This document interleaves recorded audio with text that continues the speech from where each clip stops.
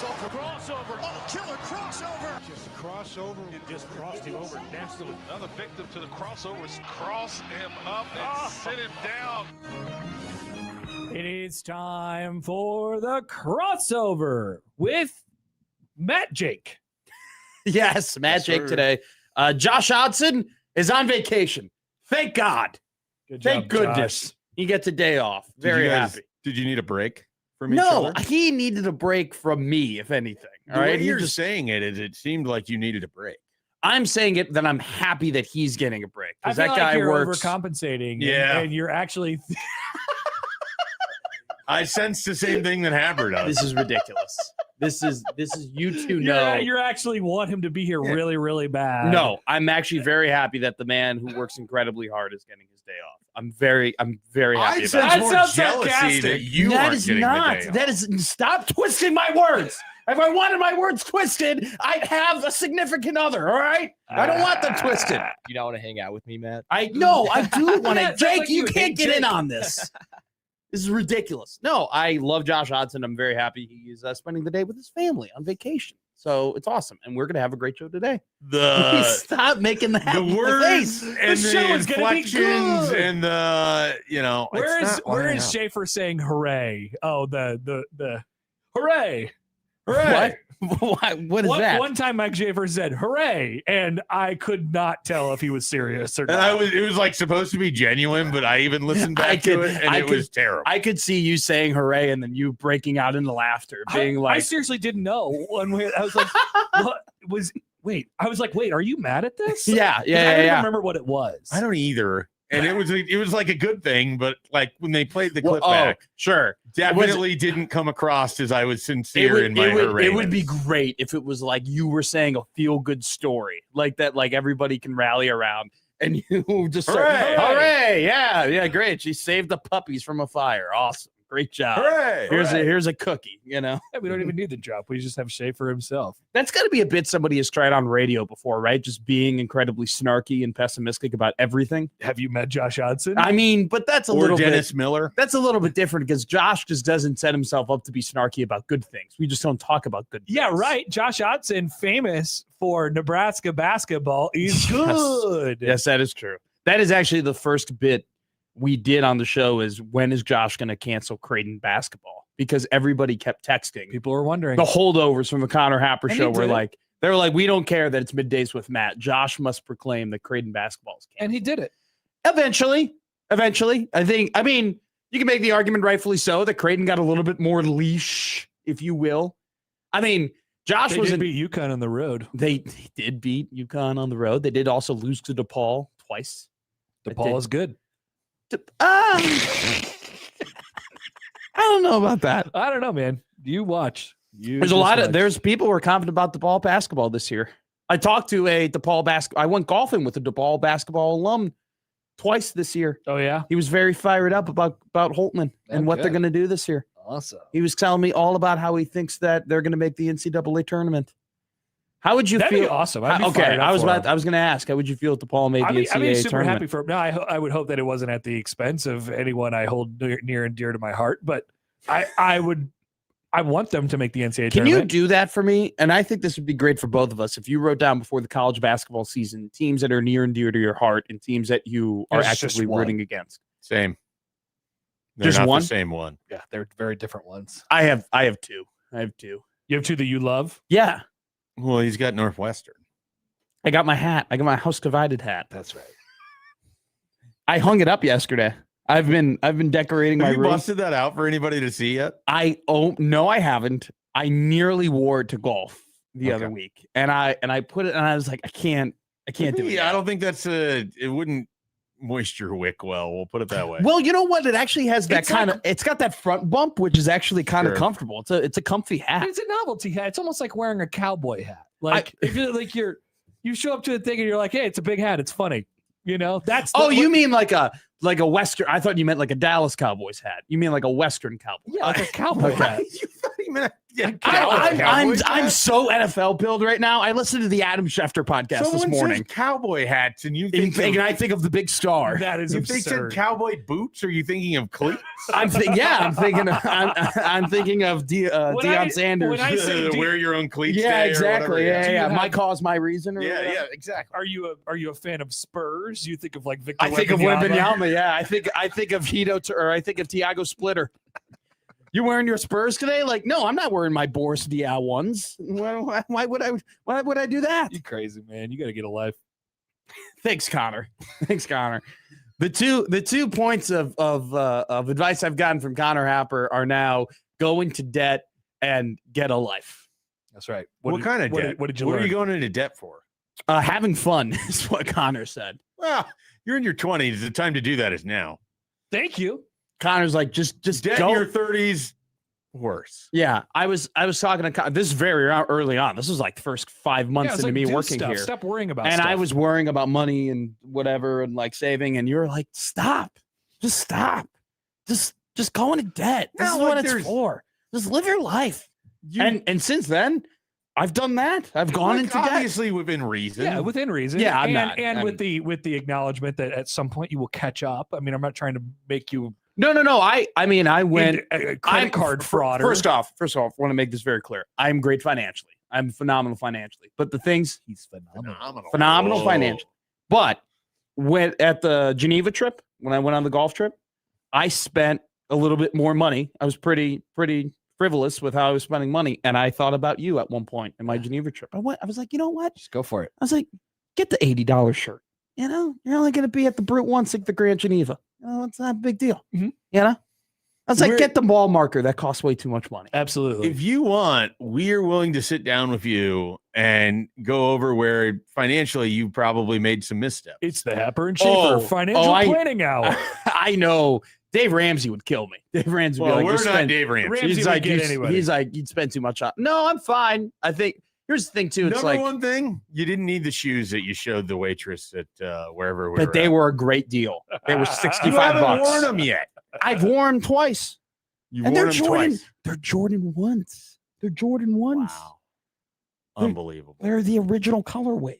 You know, Incredible. I watched Air and I was like, I have those shoes. You don't think you could have found better uses of $65 than the shoes you've worn? I twice? think there are so many instances where I can find a better use of $65. Sure. And I now have. I bought a desk and a monitor and a chair. Wow. That was a great use of all of that money. I feel great about it.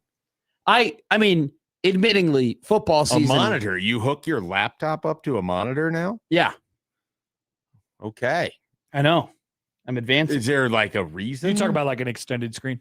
Yeah, I love that move. I know. Love it. And I got to get a mouse and a keyboard and everything Mhm. like that. But it's just like, and also too, I now have the PS5 connected to it. So now I Oh. can watch multiple games now at the same time. in my Same room. monitor. Well, I switch the plugging. You just plug in and plug out. Why don't you just get a television for the PS5? I have, the monitor the refresh rate is way better.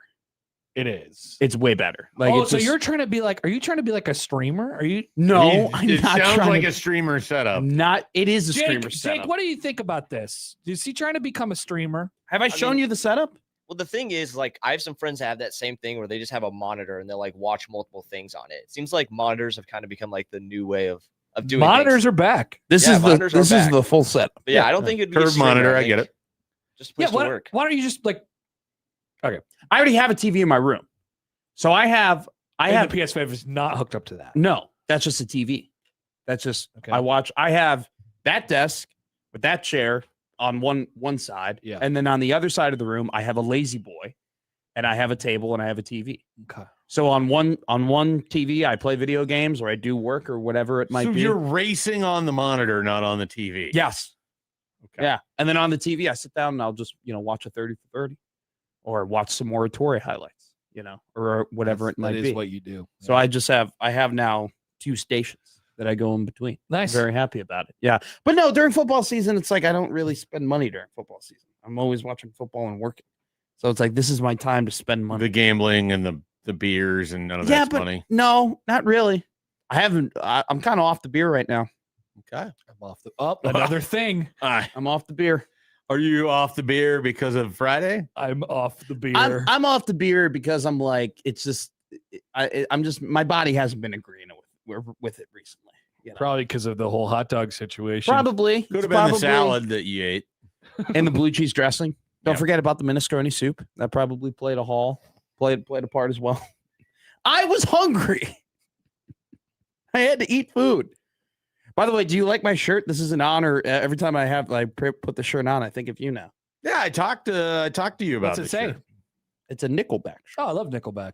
I went to a Nickelback concert, and it was like one of the first times I'd properly hung out with Mike Schaefer. Well, all of us. Jake, have you been to a Nickelback concert? I've not been doing Pretty that. awesome. 3 out of 4. Pretty sad. Pretty awesome. 3 out of 4. Nickelback concerts rock. Pretty great concert. They are awesome live. Yeah. Animals was Truly their awesome encore, live. and it was. Nice. And I listened to Nickelback for a good 2 months before I went to this concert. Mine was a long time ago. It was when I worked at the building. It was when I worked at the Chai, aka the Clink downtown. So it's probably like 2013. What did you do there? Facility services, tables Okay. and chairs. All right. He said that like it was a badge. Mall cop. Yeah. I make sure the Dillards are shut down. You seen them? Facility services. Yeah. Yeah. What was your When was it- uniform? When was your last desk pop? Like navy blue pants and like a gray Okay. button-down shirt. Do you still have it? I don't know. I don't You- have the pants. You should wear that out to like if you go out, you should wear that out. It Just doesn't as like have my security. name in cursive on it. Oh, that or would've been anything. Like, sick. I wasn't a mechanic. But, I knew that in his head he turned what you wore into a mechanic suit. Oh, 1,000,000%. 1,000,000%. I don't have Why? I don't know that. It why. doesn't have that. I don't know what facility services do. Tables You and just chairs. assume that that's the sort of job It's just- where you need to have your name on a patch. Tables and chairs. Why do Tables you, and chairs. why do you Tables say and chairs. Is there like another there's another like Who do you think sets division? up the events. I'm saying, is there another division of facility services? That like- doesn't do tables and chairs? Yeah. No. Do they do like coffee tables and Yeah, I It can't- all falls under tables. it all falls under tables? Yeah. This Then- flow, how this about this? flow chart would be actually I pretty need amazing. I need a flow chart of what facility services do. The You're under stage, chairs. You're under tables. the stage at the College World Series for the champions is that a table and a chair? Yes, it is. And that is one. So that's what I did after it was, I think the Arizona won the College World Series, ran out there, set up the stage for the Whoa. champions. Are you in? I'm in facility services. Oh, you do tables and chairs? No. I'm in the stages and sound division. No, it's all under What one about umbrella. ladders?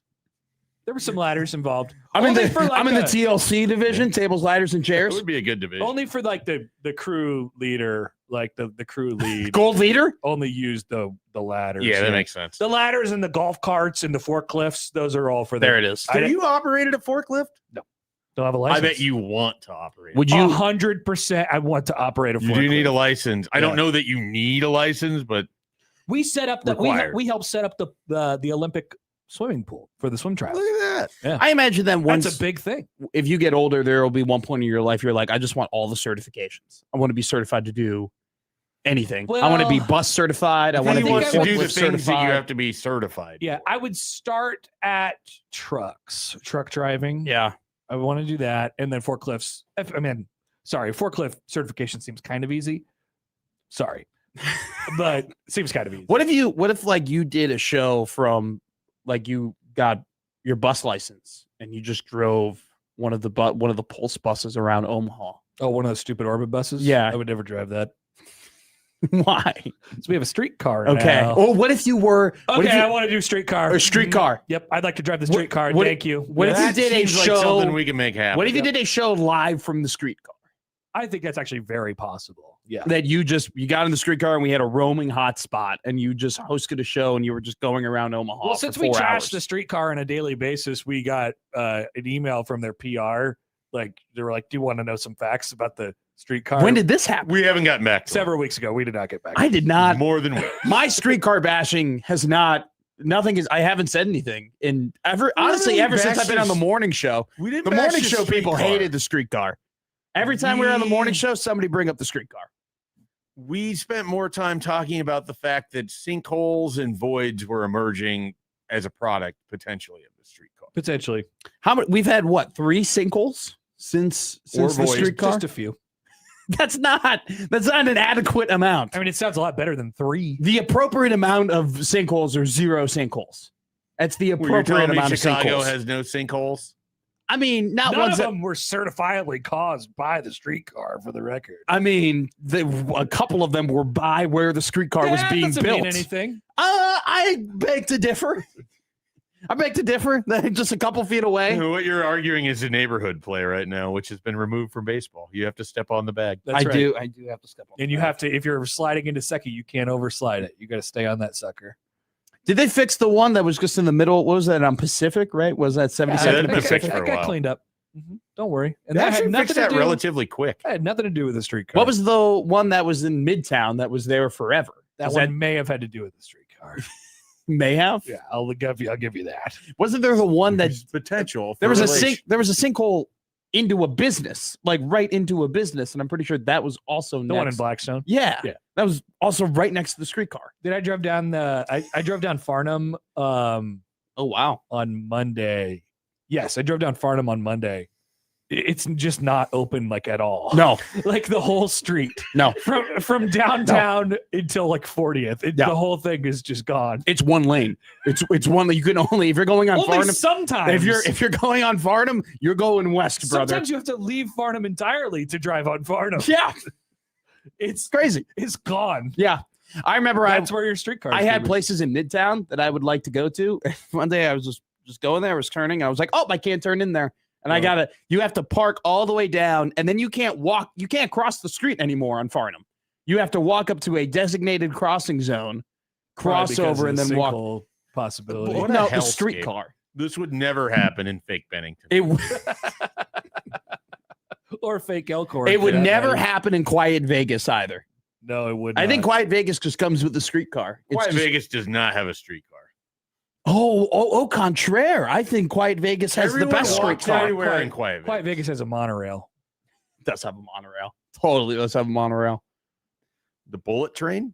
Have you asked about voicing for Epley Airfield? No, I don't know. I wouldn't know who to contact. I do want to.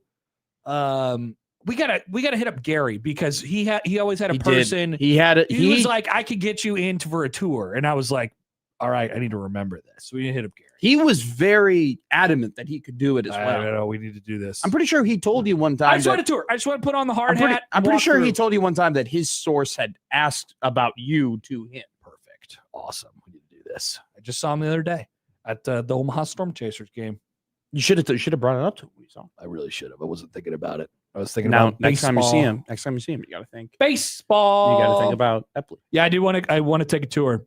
If anybody listening from the airport commission or whatever, I want you to be the voice. to take a I tour. want. I don't need all that. Whatever. You I don't need to kinda offer me do. anything. I just want to go to the airport and see all the new things. I just want to be able to tell people that I know the voice at Epley. Really, I just like going to the airport. Like sometimes, I mean, I don't do this, but like, what if you just went to the airport to just hang out?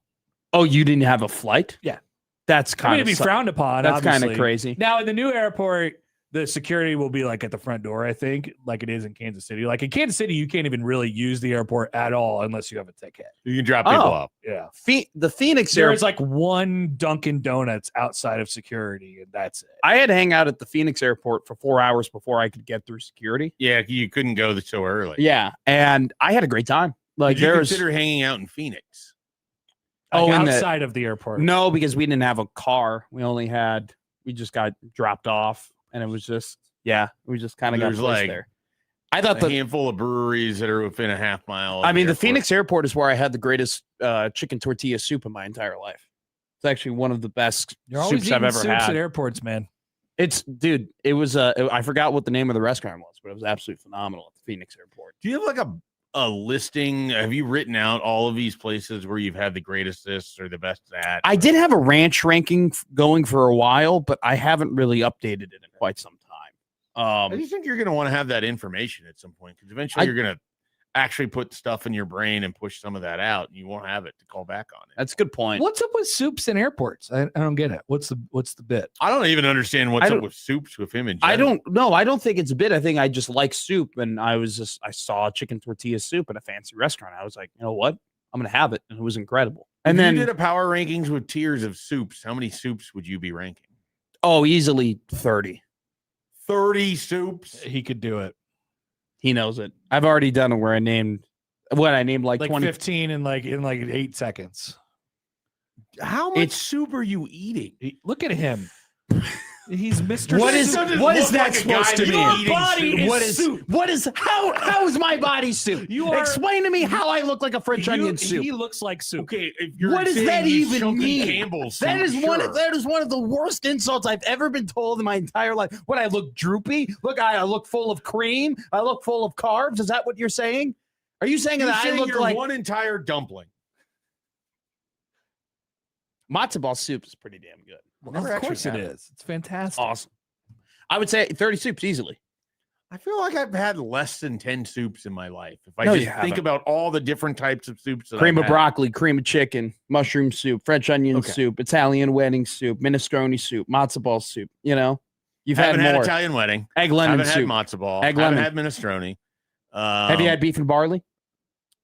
Don't think so. Have you had sweet and sour cabbage? Doubt it. Have you Why- had where would I have sweet and sour cabbage? What's that all about? It's exactly what it is. It's a cabbage soup. It's a stewed cabbage soup that has Where a do sweet you and get sour. sweet and sour Sanders Diner over on 2E and Central in Skokie, Illinois. Okay, that's not available to us. Lentil soup. Don't think so. Lentil soup is great. I just don't have that many soup. Lentil soup is phenomenal. Have you had chili any a soup? Do you count chili? Yeah, chili absolutely is a soup. Have you had any of the creams? Cream of chicken, cream of Yeah, but broccoli. I'm not eating like that's going a mixture Cream of into mushroom. something. So I've had it, but I've never had it as like I'm sitting there with a spoon eating cream of mushroom out of a can or out of a pot or whatever. It's pretty good though. You just eat this normally? Yeah. This feels right. Once again, Hey, it's, you know it's just We haven't even gotten to the seafood soups. Lobster bisque, clam chowder, red or white. I prefer white, but red is pretty good. Okay. You know, you could Those have. are actual soups. I don't know that cream of mushroom. You is. sitting there with a spoon inside of a can of Campbell's cream of mushroom soup is just an image that I have in my head right now. I mean, it comes from my father. We always had the Campbell's soups in there, and he'd be like, "Go and make me a can." And I would make him a can, and I'd get a little bit of it. Just eat it out of the can. Yeah. No. You put it in there. You got to mix the milk in, and Is then you soup put a it in the snack cups. for you? Yeah, 1,000,000%. Okay. I'm with Happer. This feels Well, right. in It what? does- it seems right. Yeah.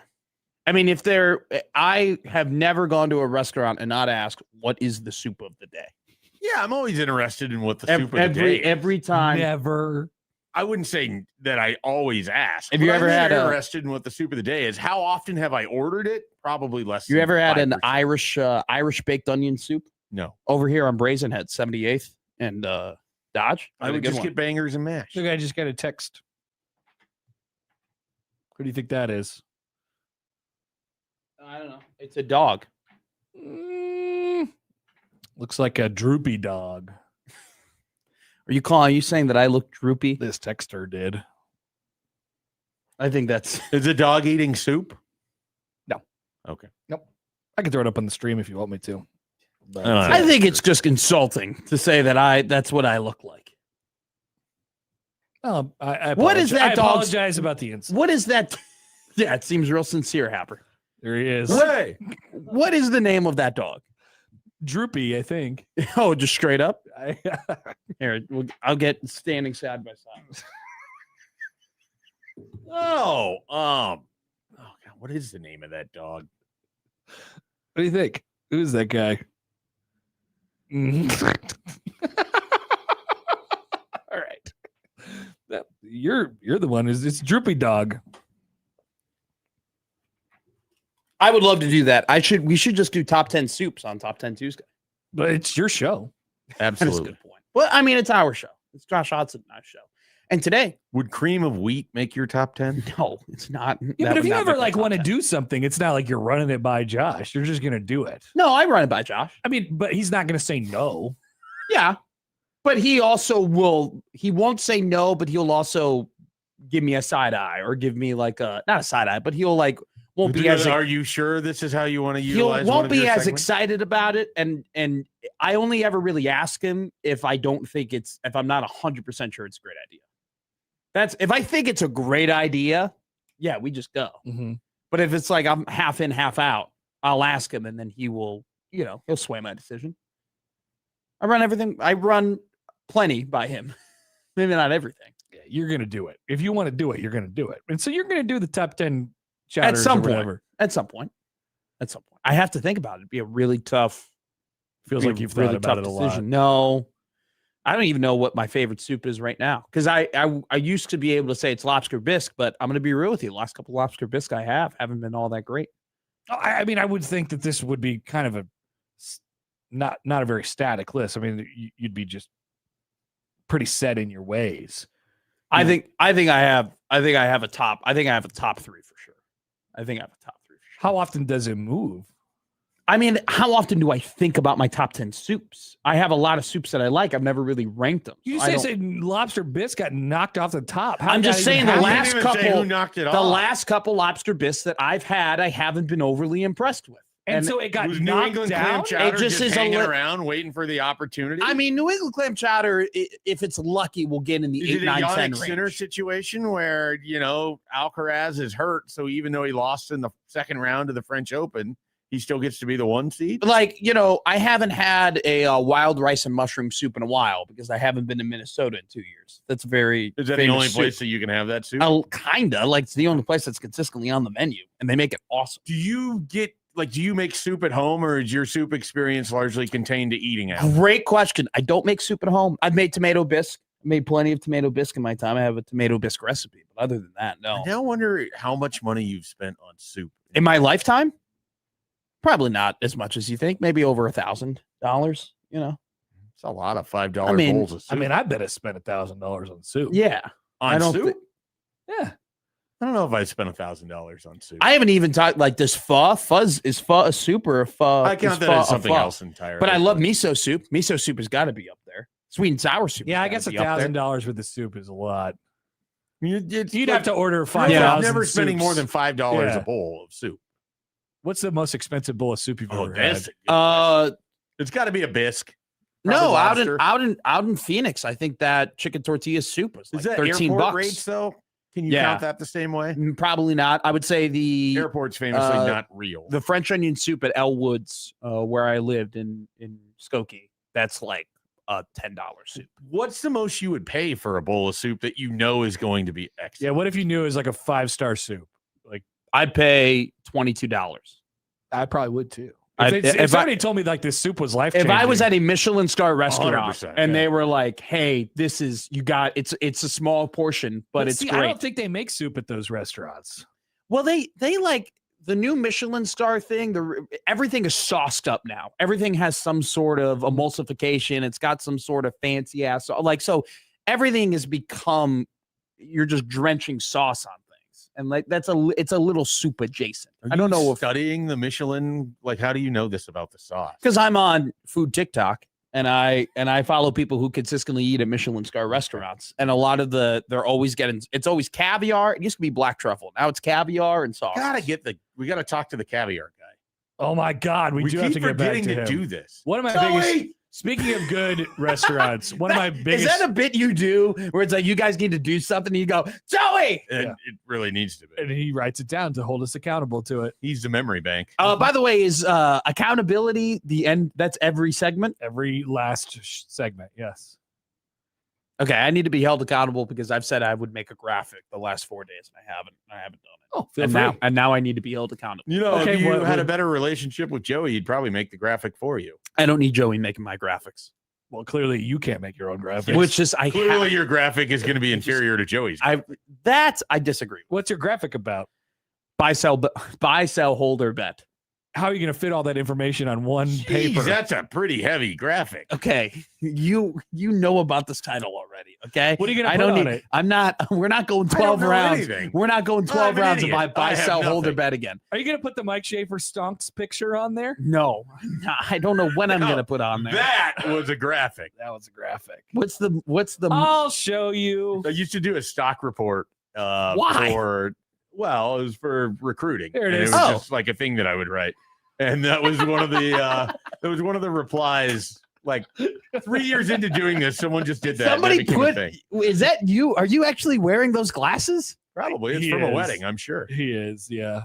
I'll put this. up. I forgot my glasses back home in Skokie, and it's been a struggle. I miss my glasses so much. I just And I have don't wanna buy adopted new the ones. wear. I've like turned into the dad that just wears found sunglasses, any sunglasses, free sunglasses. I just don't care. You know what? I tried finding free sunglasses at the Omaha Storm Chasers game, and I was very disappointed. You really were. You were looking for those. I was gone, and then Is it like a hidden thing? No, I just thought they would have some, like they had all these tents and all these tables set up, and I thought one of them had to have some sort One of the free first days of sunglasses. the College World That's insane. Series, there was like a table full of free sunglasses. I'm sad I didn't take an extra pair. I should have one. Schaefer, have you seen this picture recently? It's so good. It's been a while. And by the way, why does the face match the arms so well? Let's go Like back. that is, look at that Well, I don't know face. if it is- really does. There's no, no but neck like there. the facial expression. I'm saying the facial expression looks exactly like he's staring you down. That is true. Yes. I have no idea. I don't know who made the graphic, but it rocks. Hey, why It's, don't it's great. why don't you trim your beard like that anymore? That's a well, sharp looking trim, dude. As Happer knows, I have not really been able to lock in on a great place to have the good beard trim. Yeah, you're very lumberjack right and now. so it needs to happen again. I got Go to Happer's 20-year spot. high Happer school gets reunion a next great week, trim. so. I actually did this to myself Yeah. yesterday. Did you? Yeah. That's a little off center. I need Right to find a side's place to the trim right my side's beard. the right side's a little He's you, dealing I with a always little do bit it of a myself, but symmetry I issue actually wanna, because the slight symmetry issue. white covers more of one side than the other, so it doesn't. Would you ever do Just for Men for redheads? All natural, baby. Yeah. I kind of like I mean, you're going to be a really good Santa one day. I Yeah. think dyeing hair is vain as hell. I think dyeing hair for men, anyways, is vain as hell. Dyeing hair for your facial hair is like a whole different More level. vain is So does Ryan Day go down your Big Ten coaches power ranking because of No, not dyeing your beard? necessarily. It's just like makes his China doll looking face with the really red, With his- blush. with his blushing cheeks. He does a very blushing. You guys had a great promo, by the way, with Ryan Day and T.O. I really enjoy that. Just wanted to throw that out there. Even I very we much had enjoy so that many one. promo changes. It's hard to like. You no guys- one has had more Dude, promos. dude. than I we need do. Joey to make your graphics. Dude, you guys change tires like Bubba Wallace. Like it is It's Joey. Just like Joey. you We're are not in the- you are think we're in the pits. you are in and out of the pits all the time. It's impressive. It's impressive stuff. All right, that was fun. Impressive. That's the crossover. Middays Mac coming up next.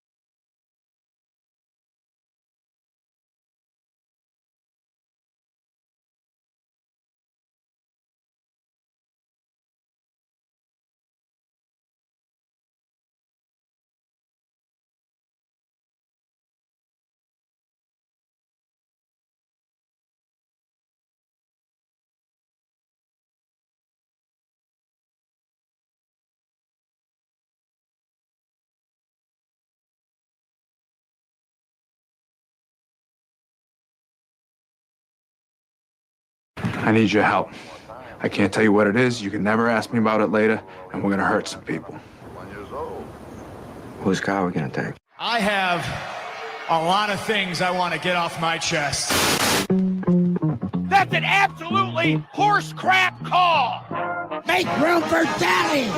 But they are who we thought they were, and we let them off the hook. Chicago is.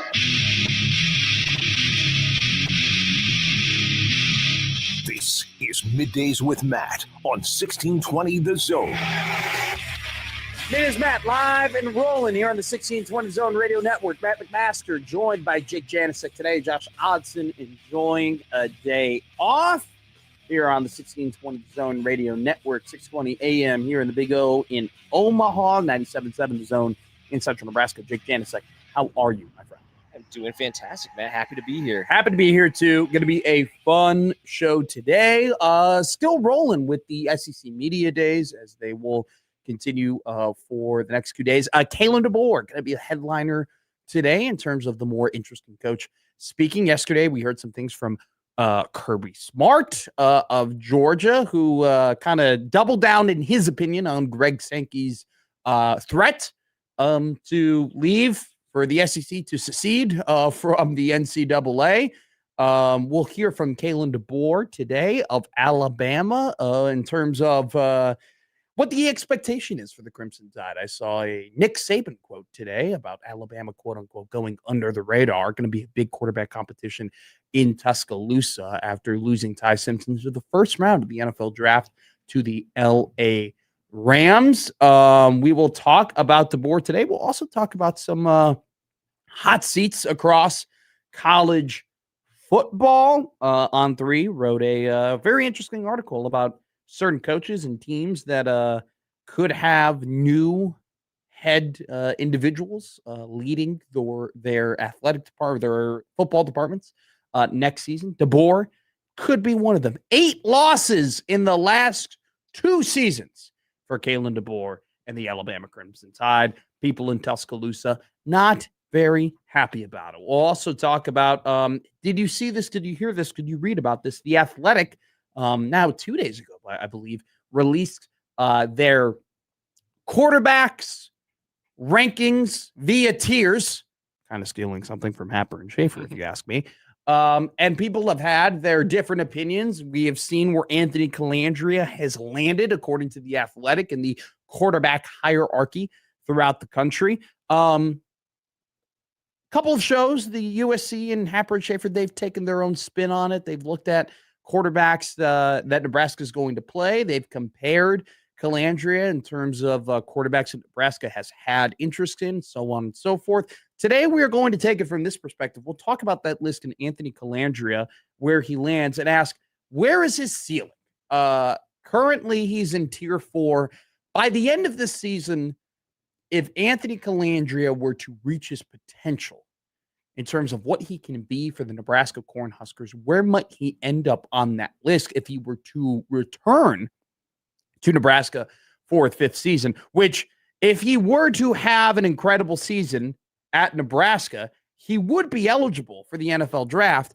I don't know if he would go, though, because if we're being honest, just based on his measurables, how tall he is, and all the things that the NFL looks at in terms of how high would a quarterback get drafted, Calandria would be the type of quarterback that would benefit from having an extra year in terms of finances by being in college football compared to being in the NFL draft. Also, too, this is the worst NFL draft to be in terms of if you're not already at kind of the cream of the crop, tier 1 to tier 2 type quarterbacks, because Todd McShay a couple of days ago released that he has 12 quarterbacks with day 1 or day 2 draft grades. So this is a loaded quarterback class this year in college, where you have guys like Dante Moore, guys like CJ Carr. You have, wild cards in terms of Sam Levitt and Josh Hoover, who are going to different schools while showing promises at their previous stops. Can they take the next step up? You have returning guys in the SEC like Gunnar Stockton and Trinidad Chambliss, who had that incredible duel last year in the college football playoff. One of the best games that we've had in the 2020s was that Georgia Ole Miss shootout between those two guys. You just have a loaded quarterback class, along with, did I mention Arch Manning is there as well after Texas had a very impressive end to their season, and Arch really turned it on. A lot of optimism coming from Arlington, Texas, or Austin, Texas, rather, this year. So we'll talk about those quarterbacks. We'll talk about Anthony Calandri. How high could he be ranked if he were to return to Nebraska next season, if he were to have a very good season? And I'll tell you whether or not I'm buying or selling his ability to improve under Dana Holgorsen, to improve under Glenn Thomas, to improve under Matt Rule. We'll also do our Matt McFutures segment. We were planning on doing the Matt McFutures segment yesterday. We did not get to it. We'll get to it today. Probably more appropriate that we do it today because veterans of the Carolina Panthers and Arizona Cardinals are reporting to training camp today. By next Monday, the entire NFL will have their veterans reported to their training camp. We are right around the corner. If you convince yourself that we are, the math probably doesn't say we're right around the corner. We're a good, I think we're 50 days away today from starting the NFL season. So we have quite the way to go. But still, it's there's this excitement in the air. Training camp, all the teams will be reported by Monday. Next week, we will have Big Ten Media Days, which means the week after that, we'll have college football teams reporting to fall camp. We are almost to football season. John Bishop is screaming in his car right now saying, let me have my summer. No, we will not. Okay. We will talk about football today. We'll talk about my futures. I said yesterday, going through these futures, this is a quick little, I'm doing my homework. I'm doing my reading. I'm doing my listening. This is a quick scan over what the market looks like for Super Bowl futures. And then when we go through training camp, and there are going to be injuries, people, this is the unfortunate reality of football. There are going to be key players who get hurt for very good teams in training camp. And so don't make your future bets now. Make them when all right, these are what the rosters look like. And, here's who's healthy, here's who's not healthy. I mean, that happened specifically to my team last year.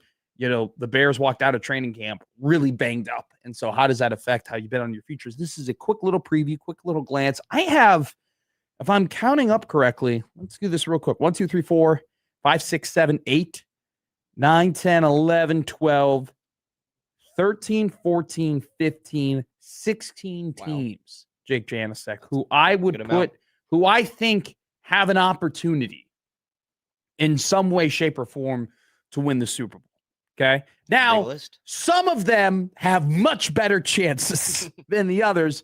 And for some of these teams, things are really going to have to swing if that is going to be the case. But it's going to be a fun little segment where we talk about futures, and I might be looking at and give you a little bit of a preview of the NFL season in a way before we get to training camp officially on Monday.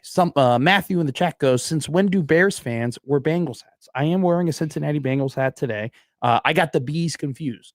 I'm kidding. No, I have this hat. I never wear this hat. It's I'm not really going to get an opportunity to wear this hat during the football season. I just grabbed it off my wall.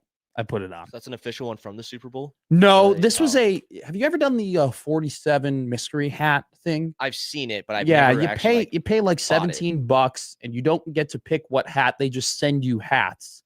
And it just randomly comes. And sometimes you get hats like this where it's really cool, right? Where it's got the Super Bowl logo on this side right here. I'm a very big fan of it.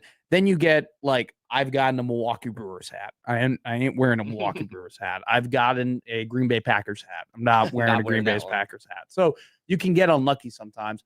I've stopped doing it because I got a lot of hats right now, and I probably need to thin the herd, but I don't want to. I love my hats, and I want to get rid of it. But yeah, I'm wearing the Bengals hat today because I don't wear hats in season. So once we get to baseball season, I only wear Cubs stuff.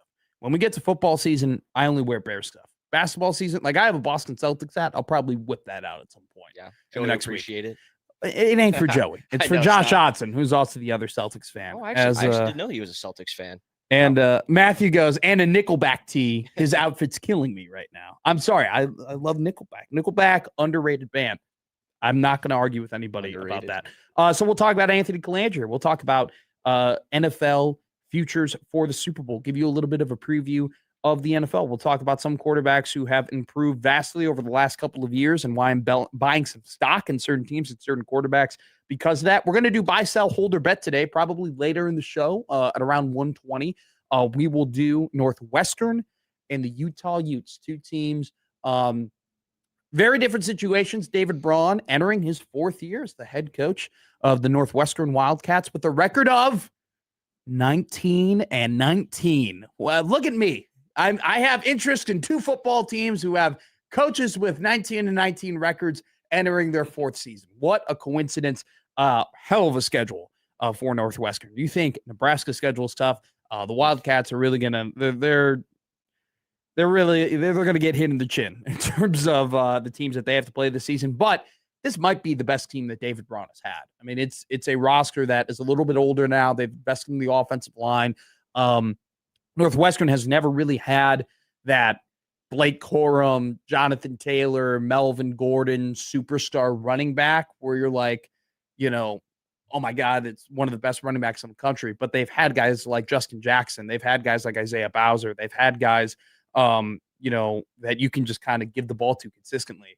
And they're going to give you and they're going to churn out yards after yard after yard. And they have that this year in Caleb Kamalafe and Joe Hyman, who I think are going to be pretty important to that Northwestern football team. By the way, Justin Jackson, I'm not giving him enough credit.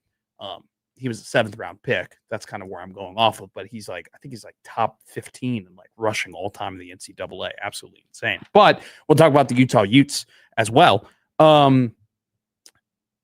Interesting year for Utah. They've been waiting, for Morgan Scalley to be their guy. They've been waiting, last couple of years to kind of make this transition.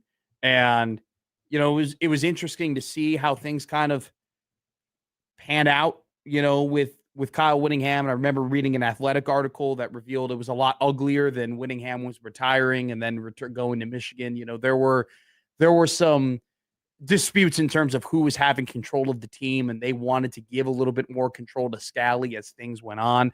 And now it's his show. And so we'll talk about the Utah Utes and how they're looking at their season this year at 1:20. So we'll talk about Colandrea. We'll talk about a couple other college football teams. Obviously, the title of the show.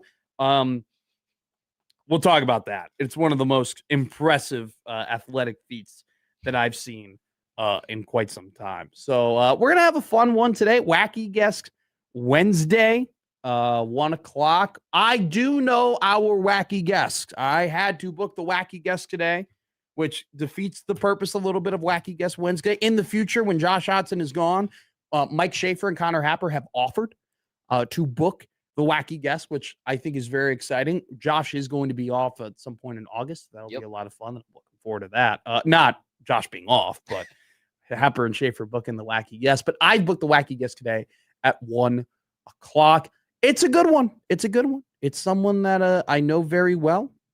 Someone that I've hosted with before, just to give a couple of hints in terms of who it might be if you know my history when it comes to radio. So I'm very excited about that. At 11:00, we'll bring on from the Omaha World Herald, John Walker. J-Dub will join us at 11:00 like he does every single Wednesday here on Middays with Matt. So we'll lead that off. We'll hit a break right here. It'll be a fun show today. We have a great show ahead of you. John Walker of the OWH joins us next here on the 1620 Zone Radio Network.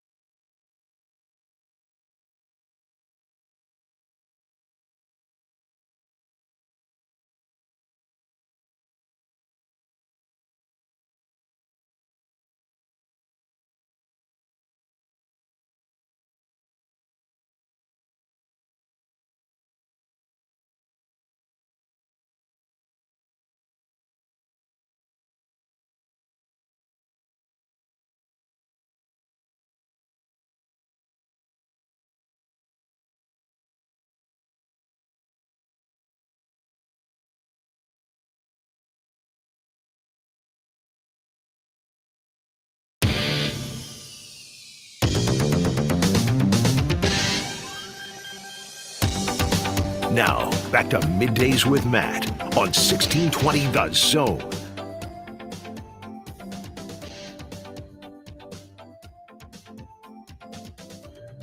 We are here, do some math here. Maybe 42, something like that. Couple days away from college football season starting. We're 50 days away from the NFL season beginning.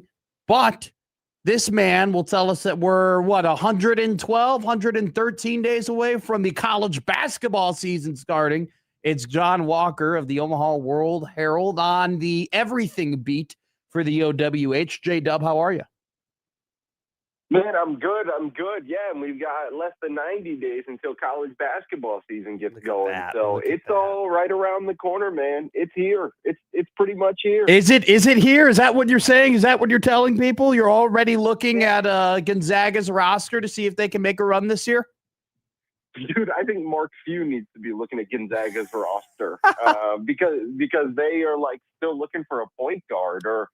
They lost that the Sant Supri. They lost that. He was the European basketball player. He was supposed to play for them and be a pretty big pickup, and he ended up leaving campus. Yeah, and then they had the I can't remember who it was. They had another guard who committed to them and was currently going through the draft process, like when he committed to them. Oh wow! And then he just stayed in the draft process. So it was like. There was their starting backcourt, I believe, right there. Well, it'll be interesting to see what happens if with all these lawsuits in terms of the 5-for-5 eligibility and some seniors who were supposed to run out of eligibility, if they end up getting granted an extra year of eligibility, how that might change things as we get close to the college basketball season. I saw a report yesterday that apparently Jackson Kohler, Jackson Kohler from things such as I was a great player for Michigan State last year. If he gets a extra year of eligibility, apparently BYU would be very interested in adding him. So it'll be. How do you feel about all of that going on right now in terms of now there's another cloud over college basketball in terms of eligibility arguments and lawsuits? Yeah, I've been on this side of the argument since it became an argument in earnest. Earlier this year, like once we realized we were for sure headed toward the 5-and-5, like the seniors from this past school year, the traditional 4-year seniors, just give them an extra year because they are, think about it, between the COVID seniors and the new 5-and-5, why is it fair for that class and that class only to get 4 years of eligibility? So yeah, they were just kind of caught in the crosshairs. And as we've seen, I think I've said this on this show, like we knew there were going to be lawsuits galore. Oh God, it would have saved everyone a lot of time. It would have created a still ambiguous yet less ambiguous situation for coaches and roster construction. If the NCAA had said, you know what, it's probably fair that we give outgoing seniors the 5th year that the classes before them got and that the classes after them will now forever get. We'll go ahead and give them 1 more year. Yeah. And they didn't do that. And so now the lawsuits are being filed and now this will take time and we'll see how it all plays out, of course. But like I'm not surprised by it at all. I just think we shouldn't even be here because they should have just been grandfathered in. But that probably would have opened up an entirely different can of worms. Well, I think the can of worms that would have opened up, and I think you're kind of alluding to this, but if they made this decision back in January, right? They say, hey, in January, we're doing 5-for-5. That means that, hey, coaches, you have the ramp up now to know that there are seniors who have an extra year of eligibility before the transfer portal opens. That would have that whole situation would have gone out a lot more smoother. But the other can of worms is you're screwing over high school kids, and you're screwing over those kids who, aren't necessarily your top prospects in the country. That would have been a ripple effect, certainly, but also not even if they had done it in January. If they had come out, if nothing about this process had changed, timeline and all, except for the result, I still think it would have opened a can of worms because then you would have had seniors from years past who would have been like, oh, well, why can't I get a 5th year of eligibility? Yeah, good point. Good point. So, like, I fully understand why the NCAA didn't. I just think it would have been a lot easier for everyone involved if they had. But then again, you have an entirely different set of challenges that would come with definitely, right? Like, not an if. That would probably come with stragglers from years past. Hey, well, I get a 5th year. I never played my 5th year. Yeah. It's like, okay. So, yeah. But the recruiting ripple effect would have been gargantuan as well. Well, I was reading an article about like how if you were ranked 100 to 150th, in years past, you have a spot on a Power 5 D1 team. And now if you have that 100 to 150 ranking, it's a lot shakier than what it's been. And to me, that's crazy to be one of the 150 best high school prospects in the country and not know if you're going to play D1 Power 5 basketball. I think so. I think a lot of coaches, and a lot of that has to do with, oh my goodness, I can't remember. I think it's this year's class. Like Creighton feels a lot better about next year's class than this year's class. Okay. Because it's just deeper. And I think that's the consensus around the country. In the 2028 class is especially deep. It's top heavy. I mean, like, it's got some heavy hitters, but it's deep as well. And obviously that process for that recruiting class is like in its infancy, right? Like, kids were just started getting ranked in May and February earlier this year. And so, like, we're a far, far way out from that. But yeah, like, I think this was probably a weaker recruiting class, in my opinion. And so that's part of it too. Like, I don't know, maybe it would have been a good year for all hell to break loose and all these graduated guys to want a 5th year of eligibility. Like, I don't know.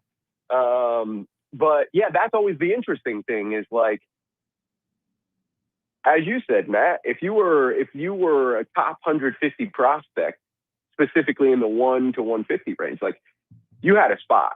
You bet your sweet bippy you were getting an offer somewhere. Now, would you start the first year? Who knows? But you were getting a spot on a high major roster, period.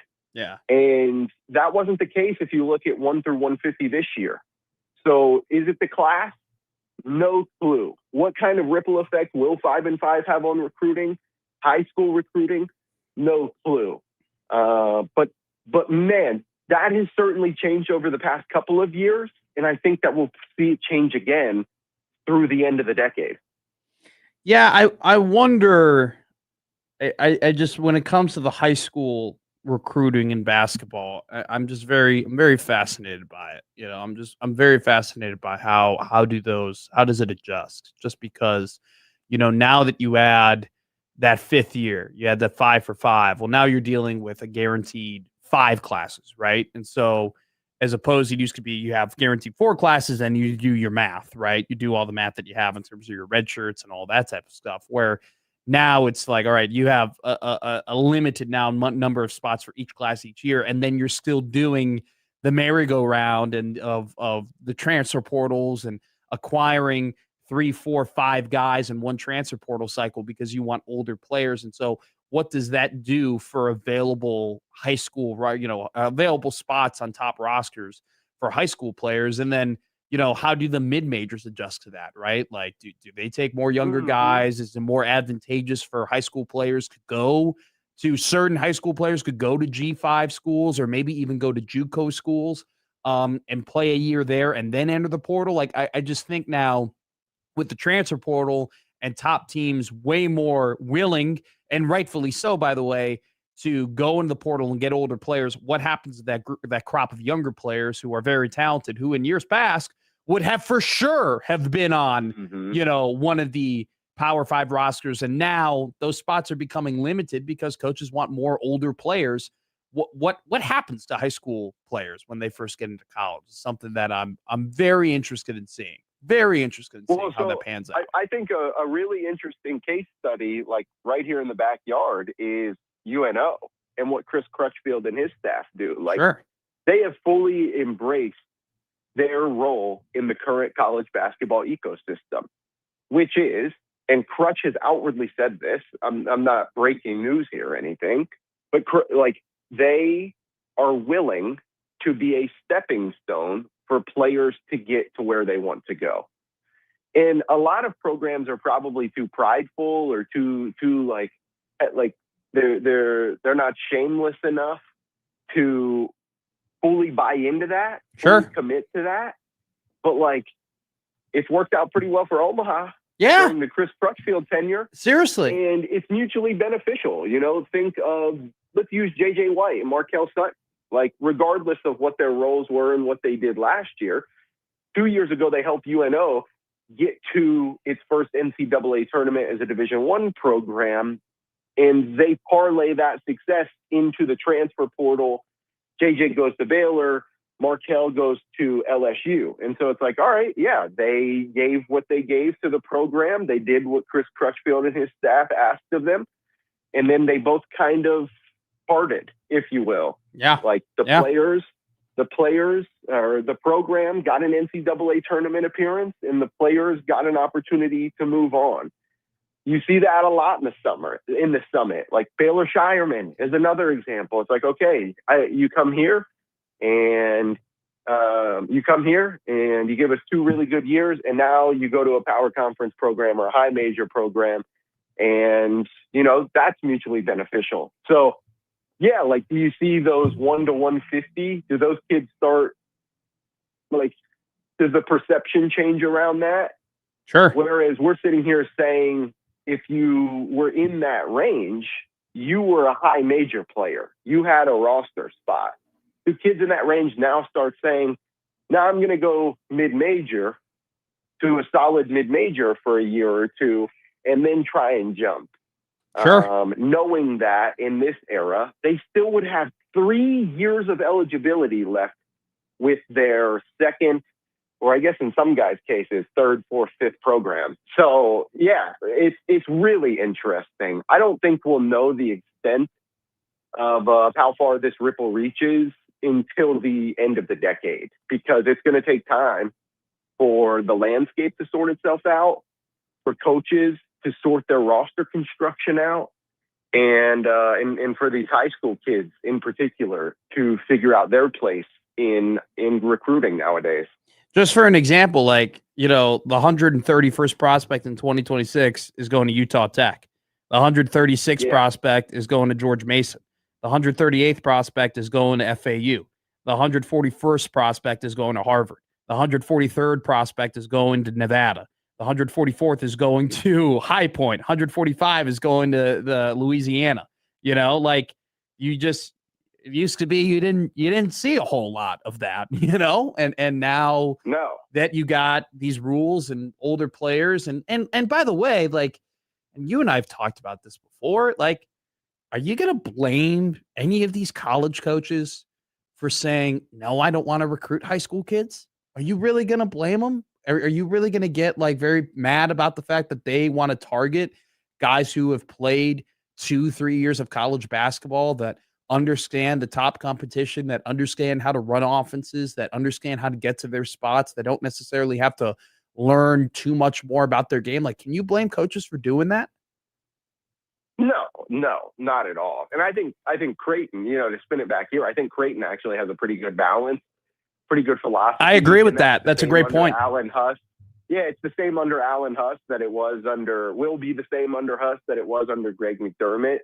Whereas they want to build their core and keep that intact, develop it over time.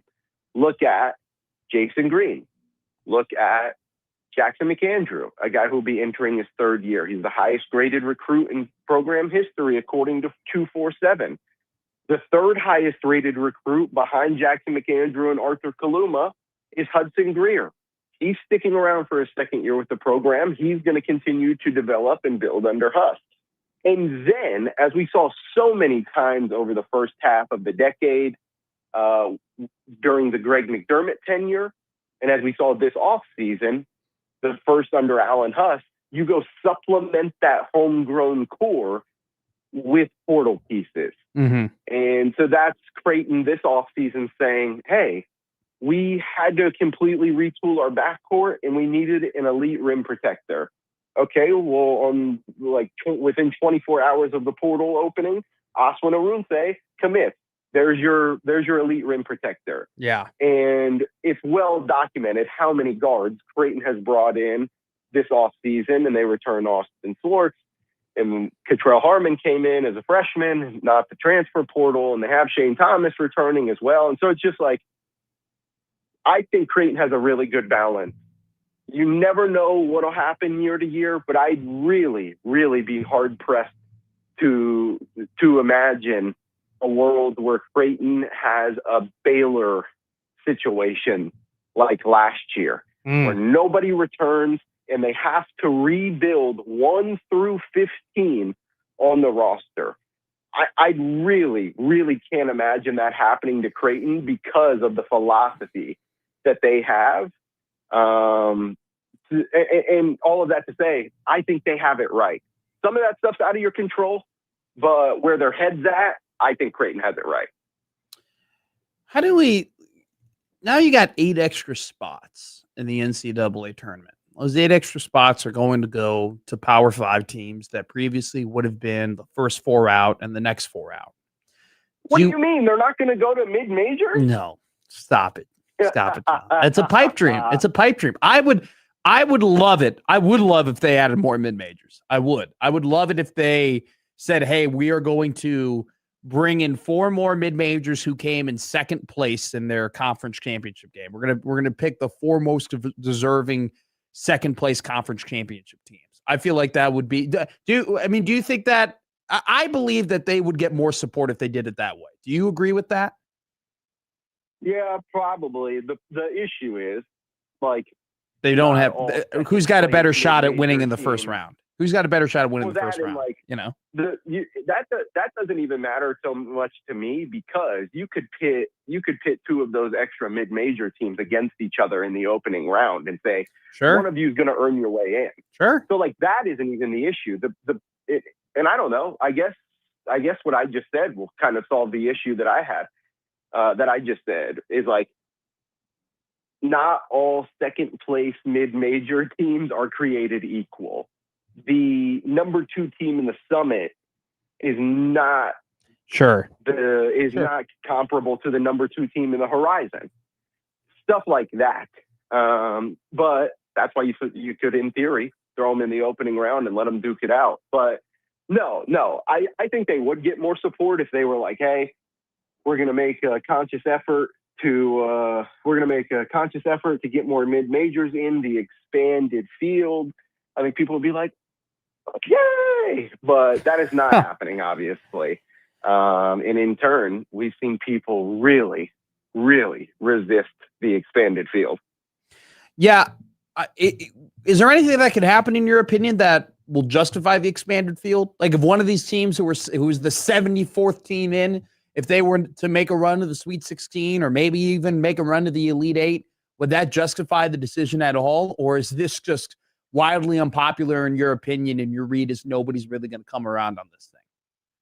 Yeah, probably. No, like, I think at some point people will just like not care, and we'll all sit around on the porch and say, do you remember when the field was 68 teams? Yeah. We'll shake our fists and we'll sit and reminisce. But like, no, I think at some point, probably 5-10 years from now, nobody will really care. But I don't know if there's a run that could justify it, because we're not sitting here a decade later going, man, am I glad we have 14 seeds in the field because of Florida Gulf Coast. You know what I mean? Yeah. Yeah. And so those runs are nice, but I personally would be very reluctant to attribute one Cinderella run, because that is absolutely positively what it would be if one of these final 8 teams made a run. Yeah. I would be very reluctant to use that isolated incident to justify the expanded field. So, yeah, personally, no. But who knows, man? Who cares what I think? Yeah, we'll make the graphic. John Walker, quote unquote, no. Nope, not going to happen. Not going to come around in the expanded field. I don't blame you. I don't think a lot of people disagree with you. J-Dub, appreciate you as always. Thank you so much for joining us. We will talk to you in a week, my friend. Yes, sir. See ya. John Walker of the Omaha World Herald. Kind of a bit of a downtime for J-Dub, a little bit. Not a whole lot going on in his world, but we are ramping up toward college football season. We are not ramping up, but, we can see the college basketball season. It's getting there. It's probably 7 miles away, but we can see it. But John does some great work on omaha.com. So don't forget to check him out on here every Wednesday at 11 o'clock on Middays with Matt. Let's go ahead and do our Anthony Calandria segment. Athletic. They released quarterback rankings via tiers. They had tier, I think they had 7 tiers is where they ranked quarterbacks. Anthony Calandria came in tier 4. We'll ask the question. This is a guy, because of 5 for 5, he's going to have another year of eligibility. If you were to reach his potential for Nebraska in the Big Ten, and he were to return to college football in the next year, where would he be ranked? How high can he go? What is Anthony Calandria's ceiling in regards to this list? Could he compete, and be talked about in the same light as guys like Sam Levitt, guys like Jada Maeva, guys like Drew Meskemaker, who has risen up the polls, and the Oklahoma State quarterback with the QB whisperer and Eric Morris. How high can Big Tone, end up going? We'll talk about that and some history of quarterback development cases over the last couple of years throughout the country and college football. All that and more here on Middays with Matt on the 1620 Zone Radio Network.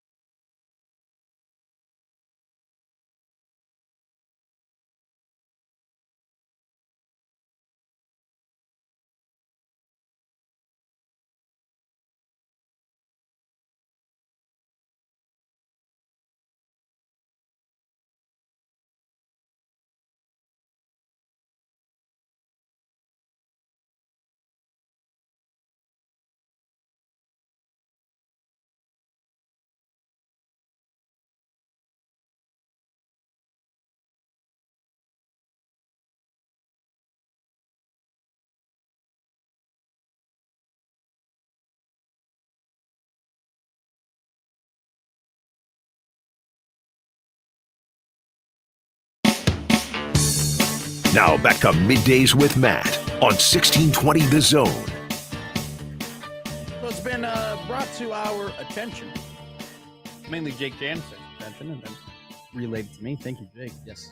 That if you're somebody who is good at coordinating YouTube channels, you could have a job in the National Basketball Association. Yes, you can. As the Miami Heat are looking for a new digital director, correct, of YouTube? It said the director of YouTube strategy. Well, you might be asking, why are we talking about Miami's director of YouTube strategy? Well, yesterday it was tweeted out a link to LeBron James's introductory press conference from the Miami Heat.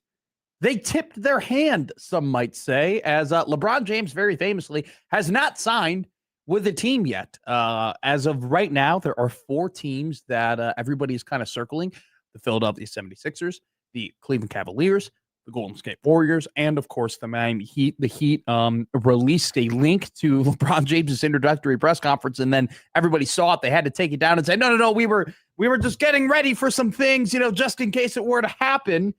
And everybody kind of flipped out about it. And then now, all of a sudden, very incoincidentally, the Miami Heat are now going ahead and hiring a new director of YouTube. That's got to be a top-tier blunder that we've seen. Unfortunately for that person, they've lost their job, so won't make too many jokes about it. But it's seemingly, we assume, that job is now up there. It's very interesting. Bishop was having the conversation of yesterday on the show that NBA is going to have a difficult life without LeBron, which I think could be pretty easy to say now, because I do think that the last 8 years where you've had different champions, right? It was the Lakers, then it was the Bucks, and then it was the Warriors, then the Nuggets and the Celtics, and then you had the Thunder. Now this year you have the Knicks. Like, it's been great to have this different parity and different champions, and it feels like your basketball team, if you're a big fan of the NBA, is always in the fight to win a title. But because of the lack of dynasties, we're now having a lack of, top tier, top billing superstars, right? Everybody's got a flaw, right? Like, Nikola Jokic is great, but how is he only won 1 title? Jason Tatum is great, but how did they collapse against the Philadelphia 76ers this year? Luka Doncic is awesome, but he hasn't won a title yet. And so you have all of these guys who have the potential to be, faces of not only just the NBA, but faces of sport, right? We always talked about LeBron. We always talked about Kevin Durant, no matter what. The NBA right now has a lot of guys who have the potential to be on the top billing just in terms of sports in America in general, but it's because we've had all this parity and the lack of dynasties, we haven't been able to stick onto one player like we were able to stick on to Shaq and Kobe during that run, like we were able to stick on to Steph Curry, during the Golden State run, like we were able to stick on to LeBron James. And so I get where John is coming from, saying, hey, might have a difficulty with life without LeBron. I still think it's fascinating and just speaks to his superstardom that in his 23rd year of playing basketball, we are now going ahead and saying, oh, we got to wait for LeBron to choose his team before you can release the schedules, which is wild.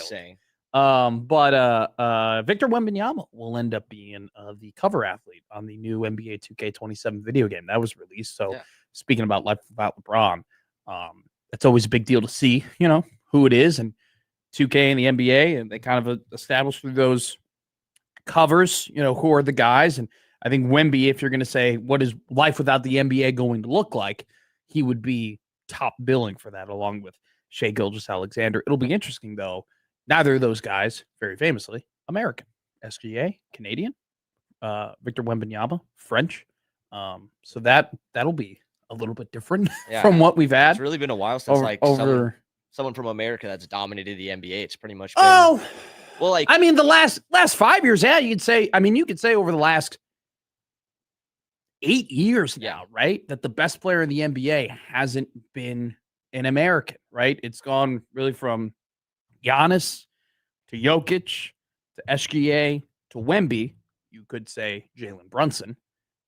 He's the best player in the league right now after being the best player on a championship team. I would still say that I would, if you're starting a franchise, I would put Wemby or SGA or Jokic or Giannis, all famous, 1,000%. not American, over Jalen Brunson. But very interesting. Also, the legacy cover for the 2K game, the deluxe edition, is going to be Derrick Rose.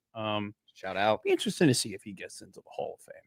I'm gonna guess yes, but I wouldn't be shocked if it takes him a little bit. It's the NBA Hall of Fame. Everybody gets it. Everyone gets it. Let's talk about Anthony Calandria. Let's talk about some football here. The Athletic released their 2026 quarterback tiers. They ranked every projected starter 1 to 138.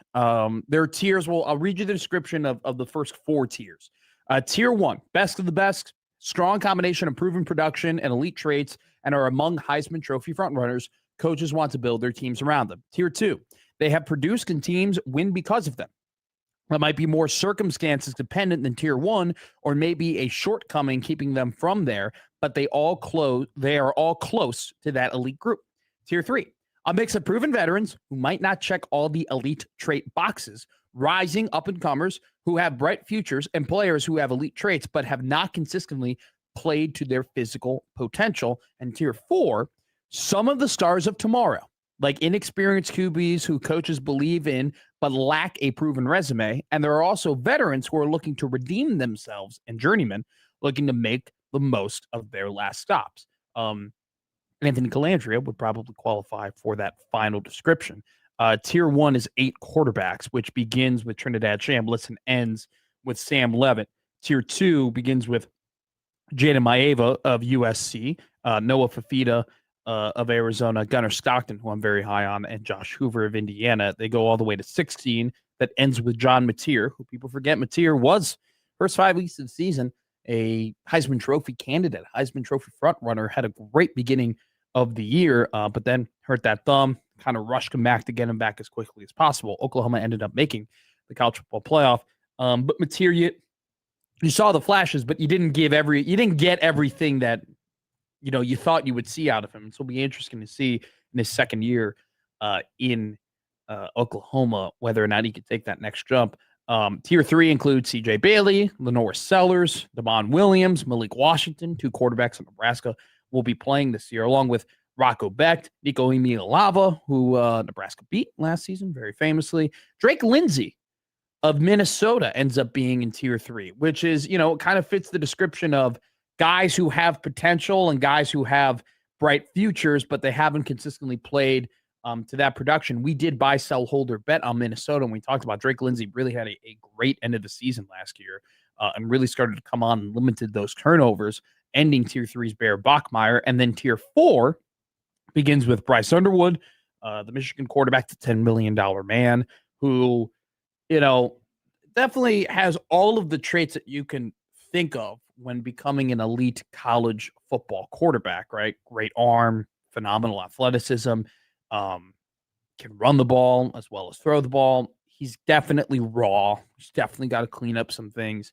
And there were moments where you saw him, some of them were against Nebraska, where you go, whoa, I get it. I get why that there was that bidding war for him at LSU.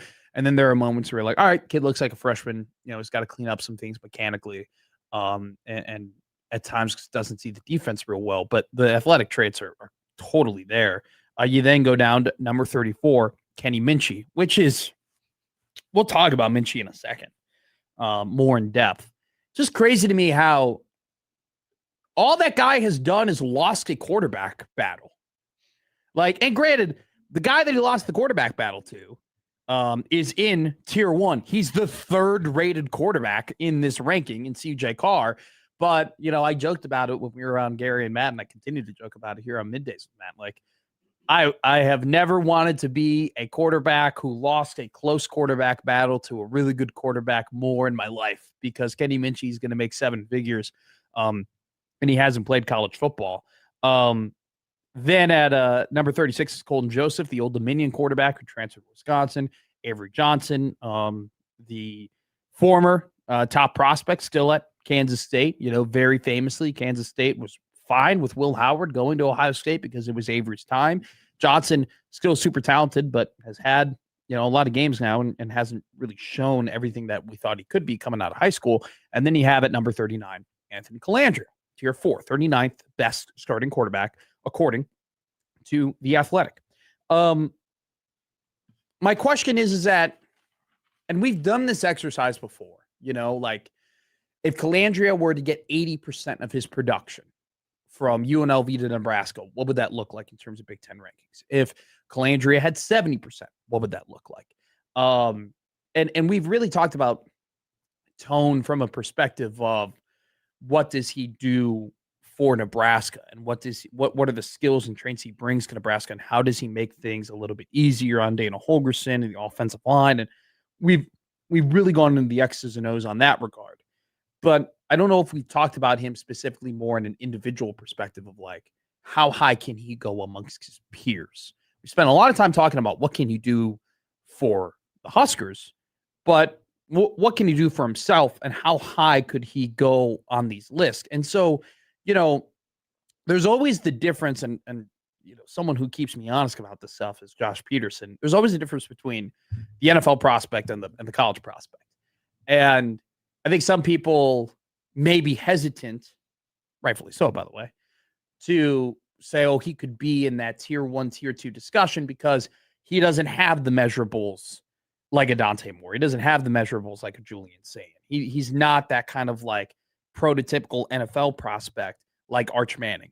But my counter to that is Diego Pavia is not a big guy whatsoever and doesn't have any of those quarterback traits that you would associate being a great pro prospect. Yet he was in New York last year, and led Vanderbilt to 2 of their best back-to-back seasons in school history. And so it's just, I always remind people, if you're analyzing like Colandrea from a football, an NFL perspective to a college football perspective, it's not always 1-to-1. And I implore anybody who hasn't watched his tape at UNLV to go back and watch it. And there's even flashes of it in his Virginia tape. Like, the guy has the tools to be a real impact player, to be a real game breaker. He's athletic. He's fast.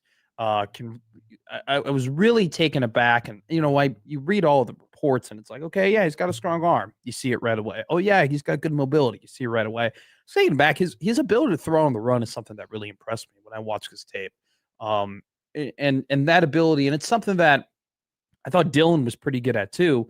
It just getting Dylan to be mobile was a struggle, and it was definitely something that I thought that Holgo would do more is moving him out of the pocket, especially when you have the offensive line issues that they had last season, where you look at Ant, you watch him, throwing on the run. It's like, all right, that's something that he can do. And what I like about Colandrea a ton is that his skill set gives you just so many more options to do things on the offensive end. And so when you couple in the fact that he's got a really strong arm, he's got really good mobility, he's got really good athleticism, he can throw on the run. He's at the point now where he's played a lot of college football, had plenty of games at Virginia, played a full season at UNLV, has played when he's not playing well, has played when he's absolutely on fire, right?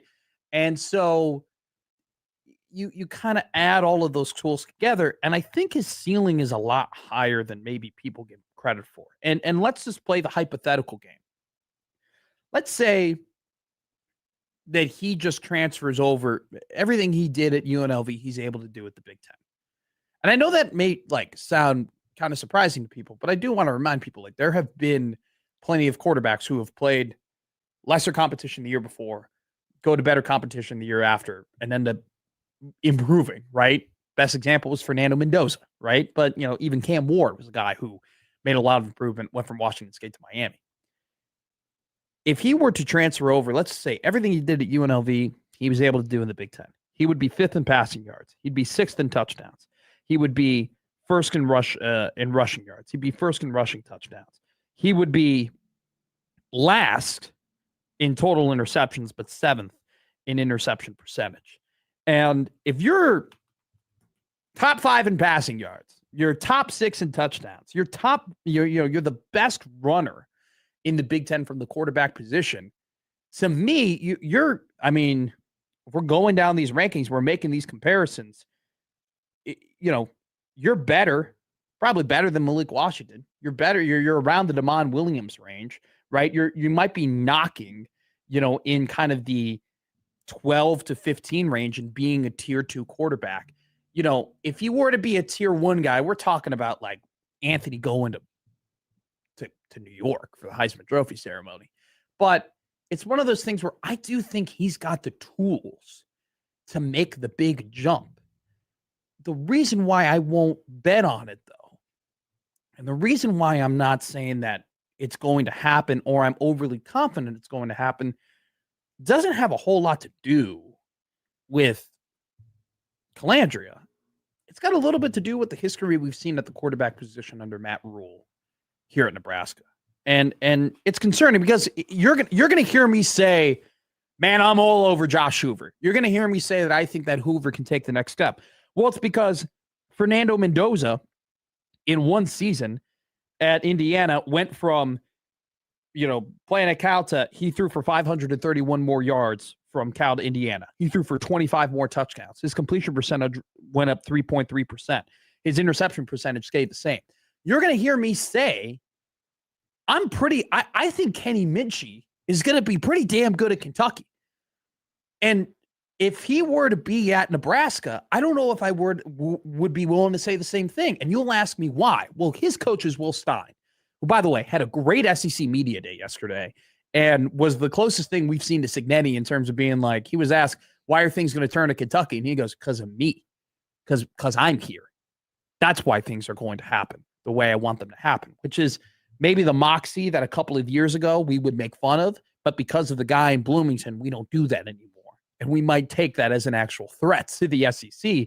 And the reason why I bet on Kenny Minchey is because when Will Stein was at Oregon, Dante Moore threw for 1,955 more yards from UCLA to being on the Ducks. His completion percentage went up 17.5%. His touchdowns went up by 19. His interception percentage went down by 1.8%. When Eric Morris, very infamously very famously helped find Cam Ward. Eric Morris, Drew Meskemaker didn't play JV or didn't play varsity high school football. Like, he was on the JV team. He's now ranked as one of the better quarterbacks in the country because he's been coached by a guy like Eric Morris. He's number 6. The guy who was playing for North Texas last year is, according to Athletic, the 6th best quarterback in the country this year because of the development that he went under Eric Morris. So it's one of those things where if Morris gets a quarterback next year that's different, I'm going to bet on that quarterback. And you look at, the improvements that, or kind of the lack thereof, that Dylan Raiola and Jeff Sims went under. I'm not willing to bet on Calandria as much as I would those other quarterbacks. I'm not willing to bet on Calandria as much as I would Hoover or Minchey or other quarterbacks who are with coaches who have improved them very highly. Jeff Sims, this is just a fact. He had 141 less attempts throwing the ball at Nebraska, and he had twice as many interceptions. His TD percentage went up 3.2% when he went from Nebraska to ASU. His interception percentage went down 9.5%. Okay. Jeff Sims, we knew coming in to Nebraska that he had a turnover issue from Georgia Tech. We all knew that they had to fix that. That was something that they had to do. Now, you want to say, hey, they didn't have Glenn Thompson, didn't have Dana Holgerson. We'll get to that. 12% of his throws were interceptions. They knew that, hey, we had to fix this, and yet it didn't happen. And you look at Dylan Raiola, who's a 5-star quarterback, and look, there's, a lot of factors that went into Dylan not succeeding other than just pure coaching. But his jump from year 1 to year 2, wasn't as big as maybe you were hoping. 5.3%, completion percentage jump. That's pretty good. He had 5 more touchdowns in 3 less games. That's pretty good. He had 5 less interceptions. Yeah, that's pretty good. He had 6 more yards per game. That's fine. He also had the worst pressure to sack percentage in the country, and people give Caleb Williams a lot of flack for having a 58% completion percentage you know what Caleb Williams didn't do? He didn't get sacked. He avoided a lot of them. I think you got to ask yourself, would you rather have your quarterback get sacked all the time but have a high completion percentage, or your quarterback sacrifices completion percentage to avoid those sacks? And so it's one of those things where, is anyone saying that Dylan made the jumps and made the improvements that he should have made at Nebraska? No. Do I think Anthony Calandria is going to full out fail at Nebraska? No, I do not. But at the same time, I think this guy's got a lot of potential, and I think this guy could be a high impact player for this football team. But I need to wait and see it. And I think that's just kind of how we feel with Nebraska football at this point. Everyone is just sitting back and saying, I just want to wait and see. And I think you saw that sentiment grow more and more over the last couple of years. Now I feel like it's at its peak in terms of, you talk about the bad vibe season. You talk about, oh, people aren't drinking the Kool-Aid. It's just, no, people aren't willing to be as optimistic. Let's be real. 2023, people were like, all right, man, this Jeff Sims guy, if they could fix some things, and, he's got a great body, great build, super athleticism, awesome arm. Oh my God, this could be it. We're all fired up to see him play against Minnesota. That first drive, he's running all over the field. You're like, holy crap, we're back. Now about Calandria, people are like, Mountain West quarterback. Didn't play too well at Virginia. That's what happens when you don't meet expectations. So we'll see. I think, though, that just in terms of where Calandria could be heading into next season, could be pretty high, because I think he's got a lot of great tools. All right. We'll do odd news coming up next year on Middays with Matt.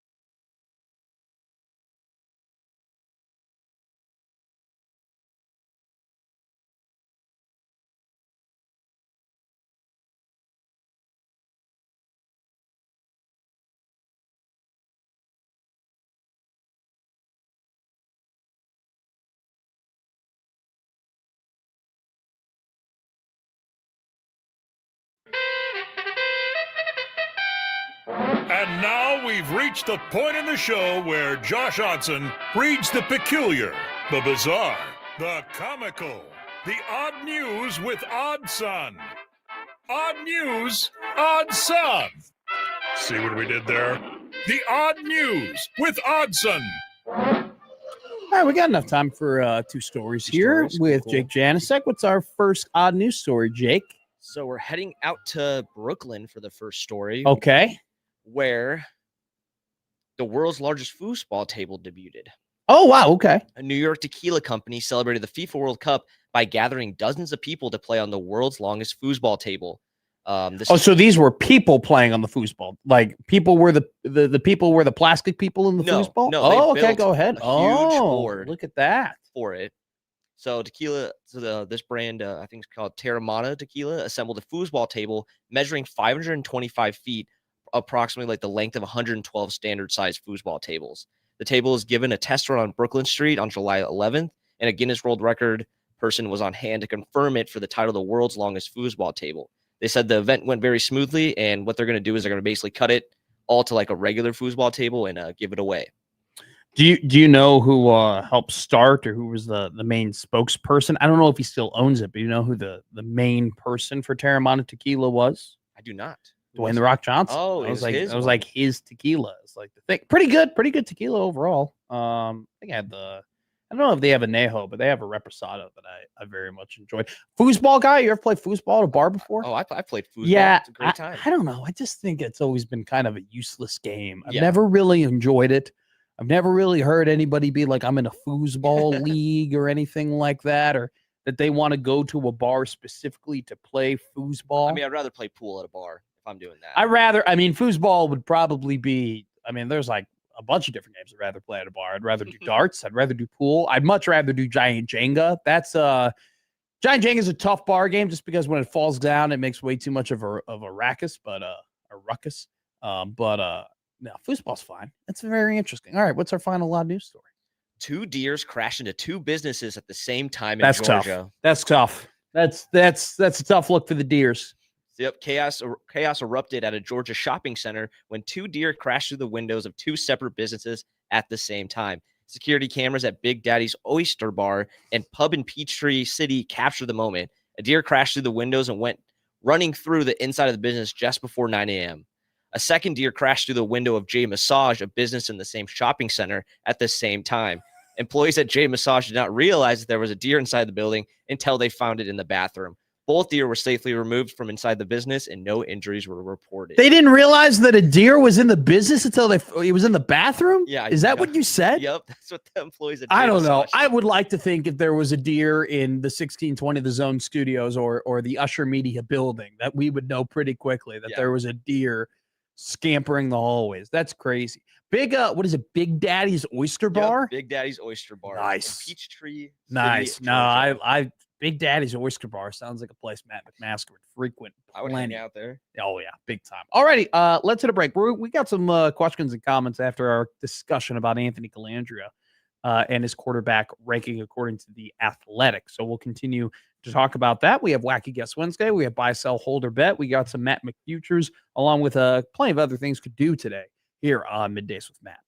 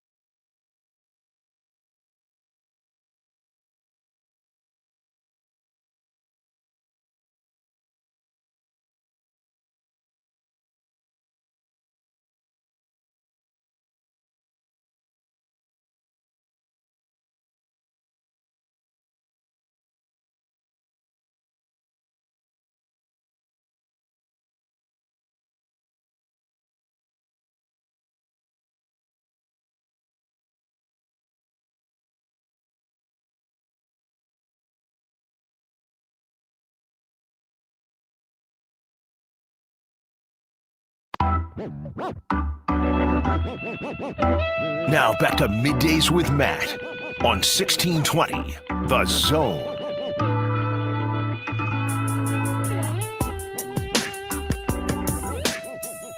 Don't forget to go to 1620thezone.com and register for our 1620 The Zone golf tournament. It's back, baby.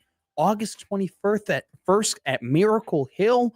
Shotgun start at 8:30 a.m. It's $400 for a 4-player team. So it's $100 per person. It includes 18 holes of championship golf, exclusive player gifts, complimentary food and beverages, VIP access to the after party at the Phoenix, which will be held at 2 to 6 p.m., where Unsportsmanlike Conduct will be hosting their show. Happer and Schaefer will be at the golf course from 6 a.m. to 10 a.m. Then I'll be there from 10 a.m. to 2 p.m. doing Middays with Matt. So it's going to be an absolute party August 21st, Miracle Hill Golf Course. And do not forget, bring your A game to the par threes, because you're going to have a chance to take home $10,000 for a hole-in-one, which is proudly sponsored by Lingfelt Overhead Doors. And the event is completely sponsored by Cutwater and T-Box Omaha. So awesome event. Look forward to seeing all of you out there. Bring your A game, bring your golf game. I already know a couple of listeners who already signed up, who are raring and revving to go. It is going to be an awesome time, August 21st. Something very interesting in the NFL. 2 things in the NFL have hit the Liquid Trucking Zone Twitter feed in my notifications. Number one, we did mention today that the Carolina Panthers, Arizona Cardinals, their veterans have reported to training camp. Training camp will be fully underway on August 28th, where all of the teams will have their veterans reported throughout this week. A couple of teams on Friday are going to have their veterans report. A couple of teams on Friday are going to have their rookies report. It was announced just right now by Adam Schefter. Zach Charbonnet, the running back for the Seattle Seahawks, he is going to be on the unable to perform list to begin the season. He suffered an injury very late in the playoff run, so he's going to go ahead. We'll see what happens with the Seahawks in terms of the running back room. You got to remind yourself the 32nd pick in the draft was Jadarian Price, the running back from Notre Dame, who was under the running back who got picked very highly, the number 3 overall pick in the NFL draft, Jeremiah Love. Notre Dame having the best 1-2 punches in the entire game of college football with Love and Price.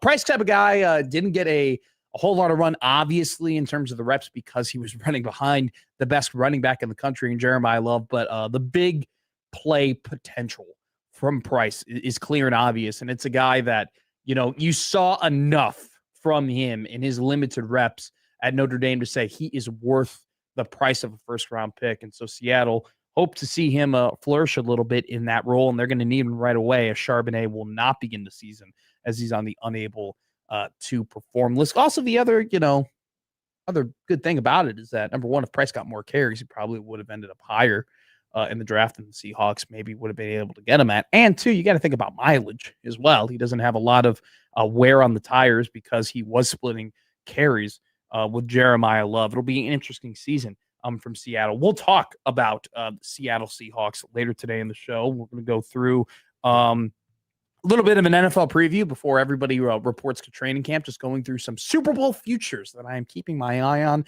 some that I love, some that I hate, and about 15 teams that absolutely have no shot at winning the Super Bowl. Before we do that, Adam Schefter just retweeted here. I just saw it from the Kansas City Chiefs, the rendering of their new stadium that they will be building. I believe the end date for that they hope is around 2031.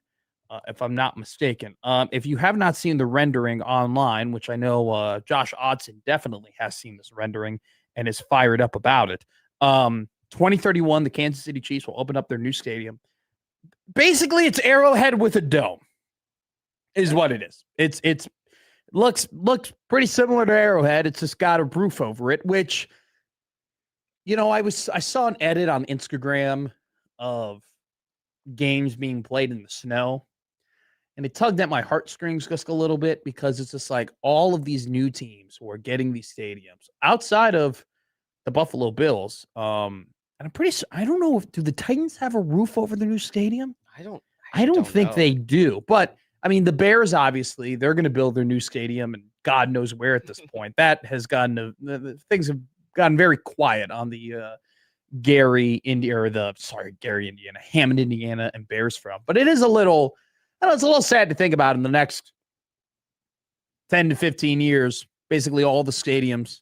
There will be a roof on the Titans. Yeah, Stadium. so basically all the stadiums, a lot of stadiums are going to have roofs on them, and we're eliminating the cold weather football and the snow coming down and December football in Chicago or January football in Detroit. Or now Lambeau, they ain't putting a roof over that, but it just seems like I remember talking to Josh about it, Peterson about it. Like he's like, NFL stadiums don't really have character anymore. They all kind of look the same. And this one definitely is fitting into even the outside has got that weird little, like the roofs kind of peek up a little bit like that. Like they're all kind of becoming birds of a feather, but that's what you got to do now. I mean, when you build these new stadiums, because we're learning it a ton in college football, but it still holds true. It always has held true for NFL stadiums. You got to make your facility something that you can make money off of, outside of just the football season. And, when you put a roof on your stadium like that, you open yourself up to what? Final Fours. You open yourself up to WrestleManias. You open yourself up to more concerts and so on and so forth. And so in 2031, after, it's felt like a while since the Chiefs have really started trying to push this new stadium project, we have official renderings of what the Kansas City Chiefs, where they're going to be playing. And I think all like the Midwest, like they really want to have a Super Bowl more here and have a chance to have a Super Bowl. Yeah, I think that can be like something as well for why all these stadiums are putting roofs over their head. Well, they went to Minnesota. Yeah. And they did it in Minnesota, and it snowed the week of the Super Bowl. And people were like, I like Miami more. And what the hell are we doing here? And I'm not saying that Minnesota ruined it for everybody, but we did a North Super Bowl, and the weather was the weather. Now, US Bank Stadium is state of the art. It's awesome. I haven't been there before, but everything I'm ever told about US Bank Stadium is how great it is. And you see the pictures, and just all the concourses and the roof and just how it looks. That's a stadium I would love to go to. I don't know if I would want to see the Bears play there, just because I would like to appreciate the stadium more than getting really pissed off while watching a football game. Want to be in enemy territory? With Vikings fans, Nebraska nice isn't the first type of nice. I know Minnesota nice is a thing as well. There are a lot of really good people up in Minnesota. I grew up going there a lot of my life, going up mainly in northern Minnesota and Brainerd. Like they got really good, nice people, very, very nice people in Minnesota. So no, I'm not really, I'd be worried about going to a Green Bay Packer game. I don't know if I really want to go to a Detroit Lion game. They get after it. But no, I would want to appreciate the stadium a little bit more. I don't know. I just, if you can host the Super Bowl in a warm weather area, because the Super Bowl is more than just about like the game. It's more than just about the 60 minutes. The entire lead up to the Super Bowl has become its own event with different, VIP experiences and meet and greets and conventions and just all, it's a celebration of the entire league. Super Bowl weekend really has become, and that's also coupling in all the media that's there. You have national media, you have local media, you just have so many people there, all in kind of that one controlled environment. People prefer it to be 75 and sunny as opposed to 13 degrees and snowing, which the weather was not very, very great in Minnesota when they did that the one time. All right, let's continue talking about Anthony Calandria. We had a comment in the chat here. Because I was talking about Calandria, like his potential. He was ranked. Let me make sure I got this right. I believe he was a tier 3, and he was like 37th on the Athletic QB tier rankings that they released for 2026, and 34th on that list. And ahead of Anthony Calandria was the quarterback that was, for a very brief moment, committed to the University of Nebraska, Kenny Minchey. He's 34th, and I said some that I think holds true, that Minchey, I'm more optimistic when it comes to him playing well this season than I am Calandria, and it has really nothing to do with the guy's abilities. I mean, Kenny Minchie is a great athlete, good arm. I mean, and by the way, too, with Minchie, these are all things that you have to read because there's not a ton of tape out there on him other than when he came from high school. But I have more of an optimistic outlook on him, and I think that he is going to have the potential to be really good this year in the SEC, a conference that is chocked full of quarterback talent like Trinidad Chambliss, like Gunnar Stockton, like Arch Manning, like Sam Levitt.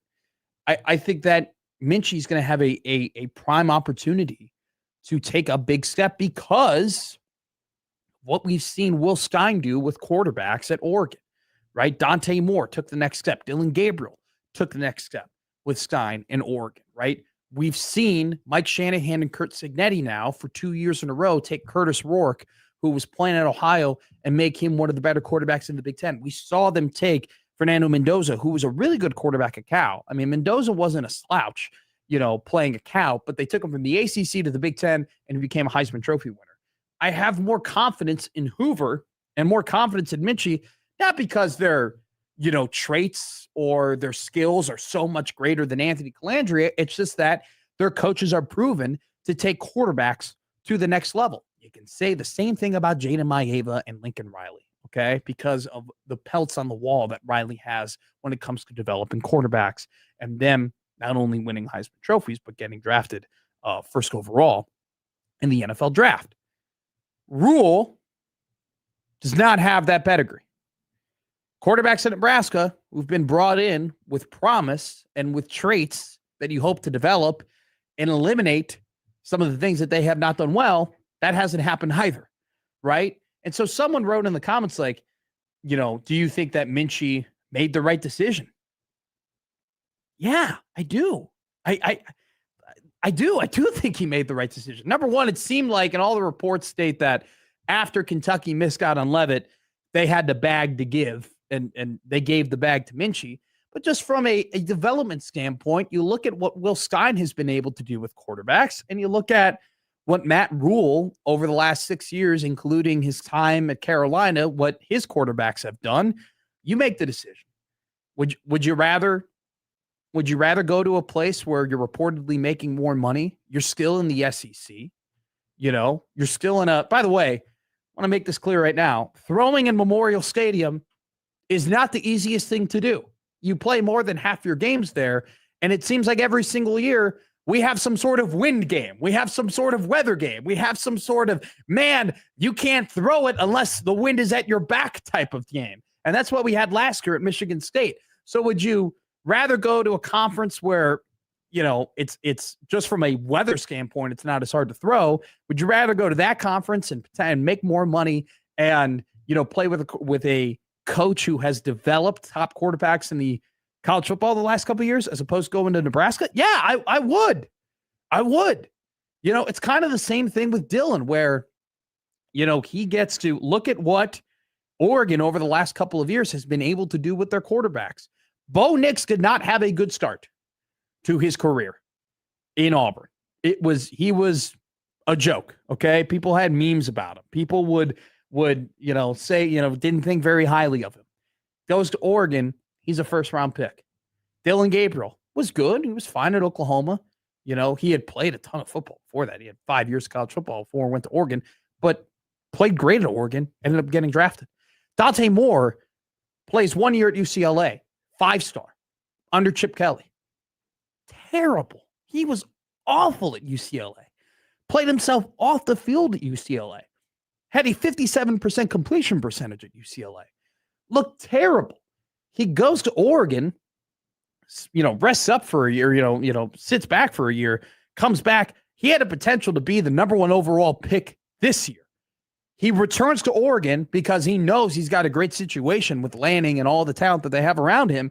And he's got a high potential to be the number 1 overall quarterback selected next year. So it's one of those things where, I think it's been very interesting to me and very impressive to me, honestly, that Nebraska has been able to get top quarterbacks to commit to their team, whether it be through the portal or whether it be through high school recruiting. And yet they don't necessarily have the pedigree that other teams have to say, hey, look what we've done at the quarterback position.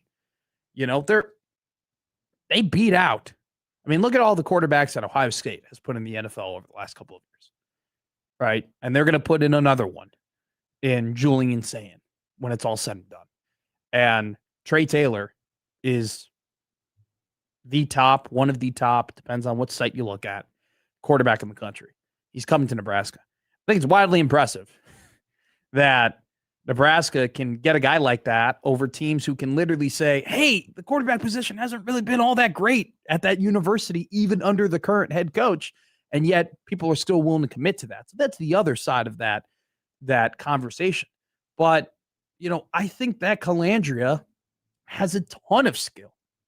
I like, as I said this before when we first did this segment, dude can throw on the run. Dude can run in general. Dude's got great athleticism. You read, he's got a good arm. I can fire it into places. And sometimes, there's the double-edged sword of having a great arm because you think that, hey, you can make every throw and you put yourself in precarious situations. But, he's got a lot of factors and a lot of traits that if he were to do everything he did in the Mountain West and even maybe go a step above that, be one of the 5 to 4 best quarterbacks in the Big Ten from a statistical standpoint. It's just, I think it's a fair question to be asked. Do you trust that that's going to happen? Do you trust that he's going to take the next step? I think a lot of people around here would probably say otherwise, but it's a great opportunity. And that's the thing. It's like, I called last year for Nebraska football the beginning of the results era. You got to get results. Year 1 was the honeymoon phase. Year 2 was okay, you're going in the right direction. Year 3 was about results. Call a spade a spade. They didn't get the results that they should have. And they'll tell you that. I mean, they'll tell you that the confidence that they had heading into last season and where they thought they were definitely did not equate what the last 4 weeks of the season ended up being. Last 4 games of the season ended up being. But this is kind of you want to call this season, you want to put a theme on this season. This season's theme is prove me wrong. Prove me wrong. People have invested a lot into this program over the last couple of years. They've invested a lot of not only just care and emotion, but money as well. There's been a lot of time thinking about the good and thinking about the optimism, thinking about the exceeding of expectations, just to get disappointed way more often than not. This year is the prove me wrong year. Prove me wrong. And people want to be wrong. I would love, I'm not going, I'll just say this. When we do these predictions and stuff like that, I'm not going to pick Nebraska to win 8 games. I'm not going to pick them to win 9 games. I'd love to be wrong. I'd love to be incorrect, right? Do I think that Anthony Calandria is going to end up being one of the 5 best quarterbacks in the Big Ten at the end of the year, 6 best quarterbacks in the end of the year? No, I don't. I really don't think it's going to happen. I haven't seen enough quarterback development under this coaching staff to think that that's going to occur with his jump from the Mountain West to the Big Ten. Prove me wrong. I want to be wrong. I want to be incorrect. I want to be made a fool. Because if I'm made a fool, that means that the guy plays great, that he plays awesome, that Nebraska wins games. That's what I want. That's what fans want. This year, prove us wrong. Because people have been behind this team. They've been behind this football department. They've been behind this coach, behind the quarterback, they've been behind this whole team. How many people last year said 8 to 9 wins? A lot of people did. A lot of people want this thing to be successful. And people have quote unquote bad vibes or pessimism, or they're not drinking the Kool-Aid because they're being done made the fool. They're being done. They don't want, I've experienced this. I tell my buddies, hey, Nebraska football is going to be great this year. Nebraska football is going to take the next step this year. Nebraska football is going to figure it out. And then what happens? They don't. And then you're in your group chats. They're like, oh, it feels like 95. Oh, same old, same old. Oh, Nebraska disappoints. It disappoints again. It's embarrassing. Right? And that's why people aren't feeling the way that they typically feel, because we're kind of sick and tired of it. So prove us wrong. Prove me wrong. Prove us wrong. Make these jumps. this guy, Matt Rule, was hired off of the pedigree of being a player development coach. Okay. You go ahead and you look at like Scott Frost era. Can't believe I said his name. Getting the talent wasn't the problem. Brett Ciancia in Pick Six Previews cuts through all of this. He does it better than anybody else. Getting the talent to Nebraska, getting the talent to Lincoln was not an issue. It was actually developing that talent and getting that talent better. And I've made the joke where, in NFL teams, you go from the offensive coach to the defensive coach to the veteran coach, then to the offensive coach because that's what bad teams do. Oh, we are great offense. We're terrible defense. Let's go hire defense. Oh, last 8 years we've had coaches that don't have enough experience. Let's go and get a coach who's won before, right? That's what bad teams do. What Nebraska has done over the last 20 years is go from in the family to out of the family. Solich was in the family. Callahan out of the family. Bo in the family. Riley out of the family. Frost in the family. Rule out of the family, right? In terms of having previous ties to Nebraska. But what really happened, right? What did Trev overcompensate for? I don't think Trev was overcompensating so much for coach that has previous ties to Nebraska to I want someone who has nothing to do with this university. I don't know if it was so much as that as it was Scott was terrible at developing talent, awful at developing talent. That was his worst thing that he did. And he hired the guy who that's Rule's bit. That's his gimmick. That's what he does. Right? He's not joking when he talks to you about Hassan Reddick and Deion Dawkins and these guys that he would get from Texas while he was at Baylor that nobody knew about, that he would come in and just make them good football players. That was his thing.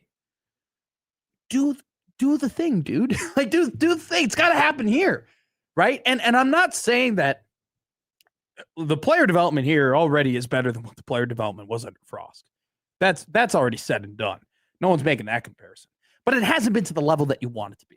It hasn't, 3 years, you haven't had the draft picks that you've wanted. You haven't had the transfer portal acquisitions become the draft picks like other teams, right? And so do what you're great at. Do the thing that you were hired here to do. And once again, prove us wrong. Go and do it because everybody wants you to. Everybody wants you to. Jimmy goes, how do we know it's better? It's better. Come on, Jimmy. Jimmy, look, they went to bowl games. Exactly. All right? They've taken players who weren't necessarily blue chip prospects and they've made them better. They took players that weren't playing on Frost teams and they developed them into top guys. Ty Robinson, Nash Hutmaker, they were on Frost's rosters. They didn't play nearly as well until Matt Rule came here. Justin Evans, he was on Scott Frost's rosters. He's now one of the best centers in the country. Okay? Just throwing it out there. All right, let's hit a break. Let's talk about the NFL coming up next here on Middays with Matt.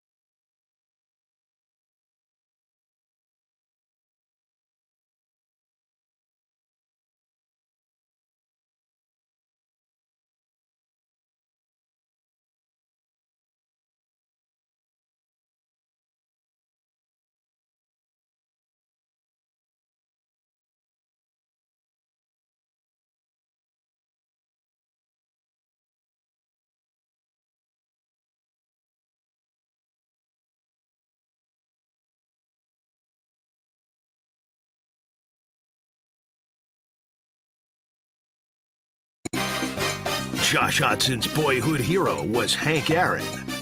Matt McMasters was the guy from the Dos Equis commercial. Now it's starting to all make sense. Middays with Matt on 1620 The Zone. Josh Hodson out today. Jake Janicek in. J.O. will be back in the chair tomorrow.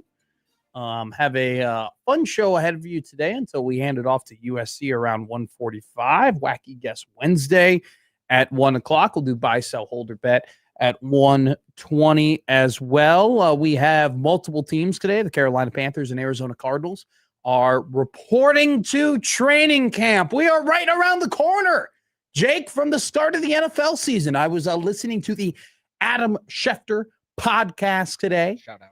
50 days away from the NFL season. It was him and Ty Schmidt of the Pat McAfee show. We'll talk about it in the crossover. It was one of the more interesting, quote unquote, interviews I've listened to. I didn't finish all of it, but we're at the point where we're ordering our physical media, my copies of the Warren Sharp Football 2026 preview, along with Pick Six previews. Brett Ciancia, the writer of Pick Six previews, will join us here on Middays Without throughout the college football season. We are in reading time. Okay. We are in reading time is where we are. Then reading time will be about the next 10 to 15 days. Then we'll start being in reporting time where the real training camp stuff is coming out, right? You're going to hear Kyler Murray takes lead for Vikings job, right? You're going to hear this quarterback threw 4 interceptions at training camp practice. Should we be worried? You're going to hear this running back you never heard of is challenging for this spot, probably in Jacksonville, as they lost Travis Etienne. He's now in the New Orleans Saints. That's when reporting time is going to come out. We'll have, during that time, unfortunately, a devastating injury that will happen in the NFL, because it happens every single year, where you're going to say, why the hell did we draft my fantasy football team already? My first-round pick is injured now. What the heck is going on? That will happen. People will get very PO'd about that. If you haven't already had your rookie draft, if you're in a dynasty league, which, once again, I'm now thinking about buying my fantasy football magazines. Are you a fantasy football magazine guy, or do you do it? Are you even a fantasy football guy? I am a fantasy guy. Yeah. Okay, very good, very good. Yeah, but are you physical media, or are you on the laptop? I'm on the laptop usually. There's something about buying a fantasy football magazine. No, it's cool. I'm never not going to. There's something about carrying it around and holding it. There's something about writing it down on a piece of paper. I used to have a little journal. I used to have a fantasy football journal where it's on draft day, you go through the journal. I had all my mock teams. I had all my ideal teams that I wanted to go ahead and pick. There were some interesting notes. I'm pretty sure it's in my childhood bedroom still, but we are right around the corner. We are right there, which means that Matt McFutures is almost in season here. So take this as our little NFL preview before the preview. Okay, this is our preview before we get into training camp in terms of where teams stand what the value is for them to win the Super Bowl, and whether or not I'm keeping my eye on them to bet them to win the Super Bowl. Okay, so this is because here's the thing.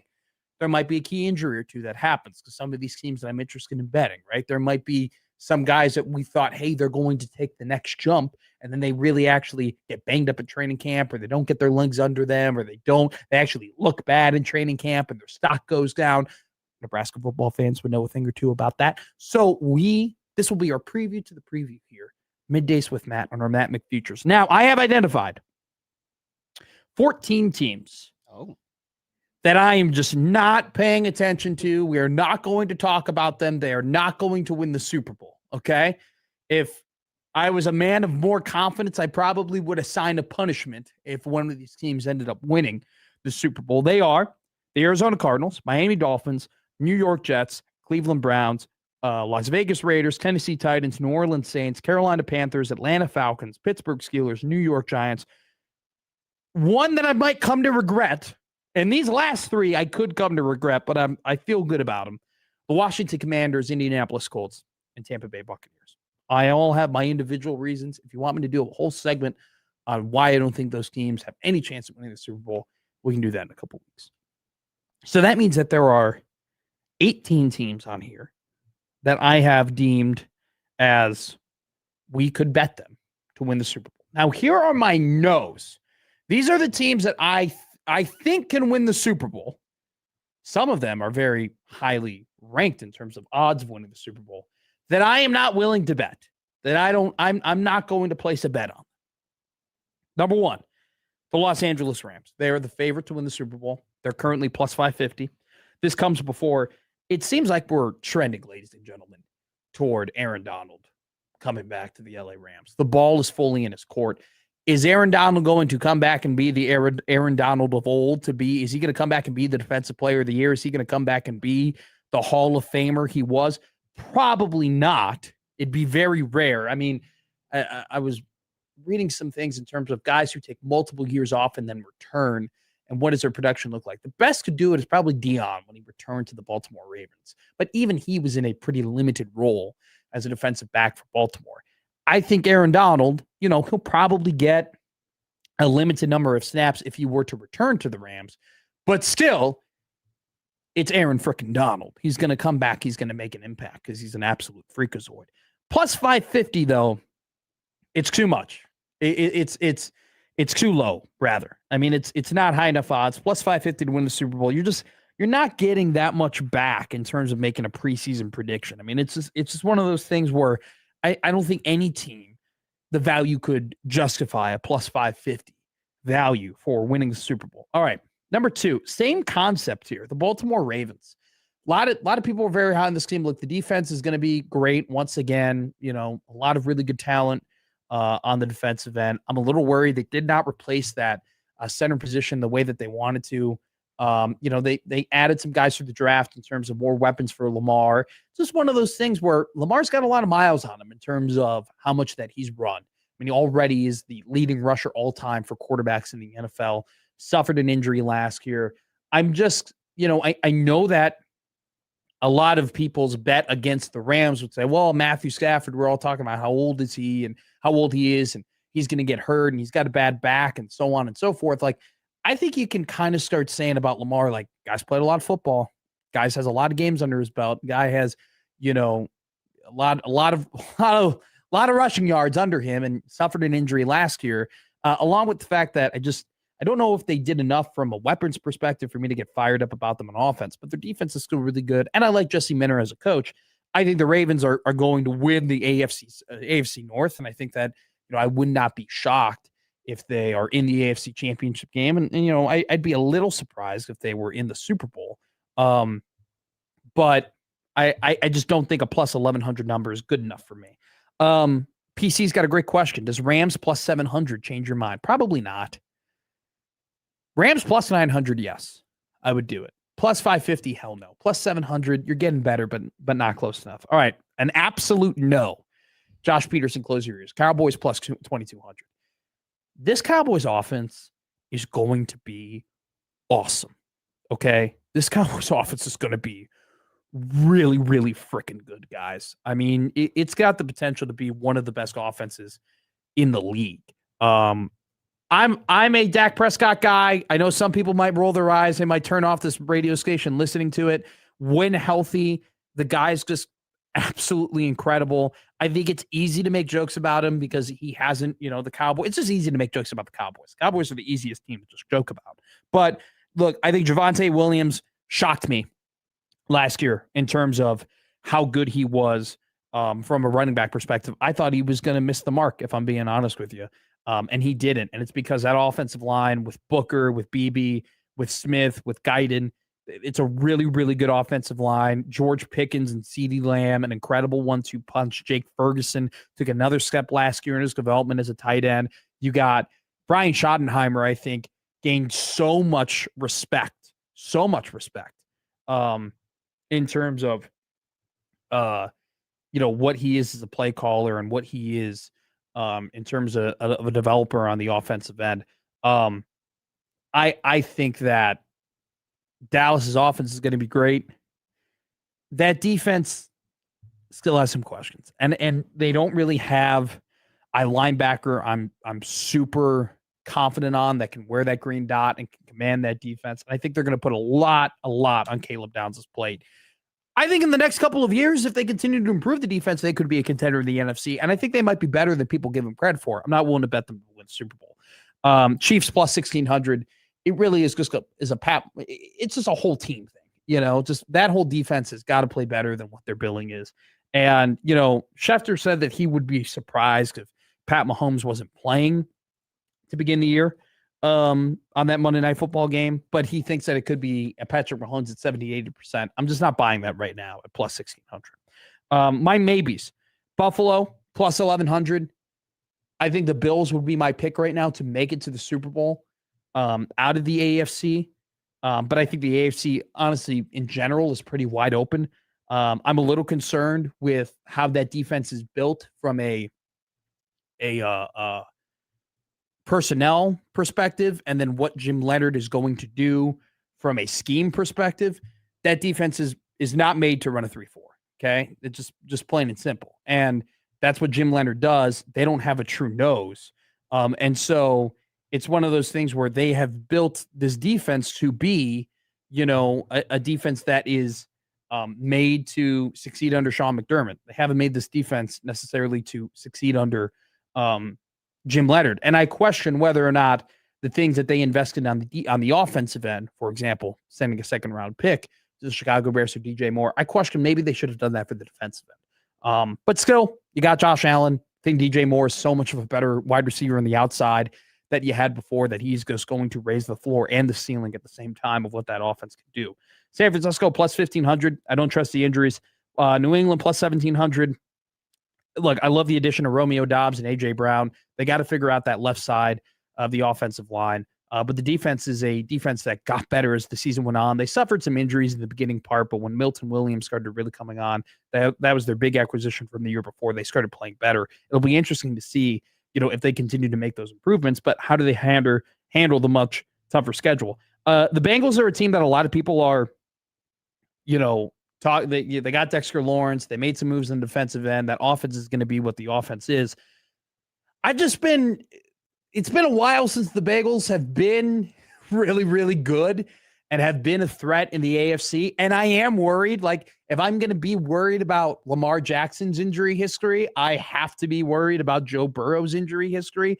I'm willing to wait and see when it comes to the Bengals. When you look at their roster and what they have, they are undoubtedly a team that could make that jump to have a deep run in the playoffs. But just right now, from a preseason perspective, I would go ahead and say I'm going to hold there, and I'll say they're a maybe.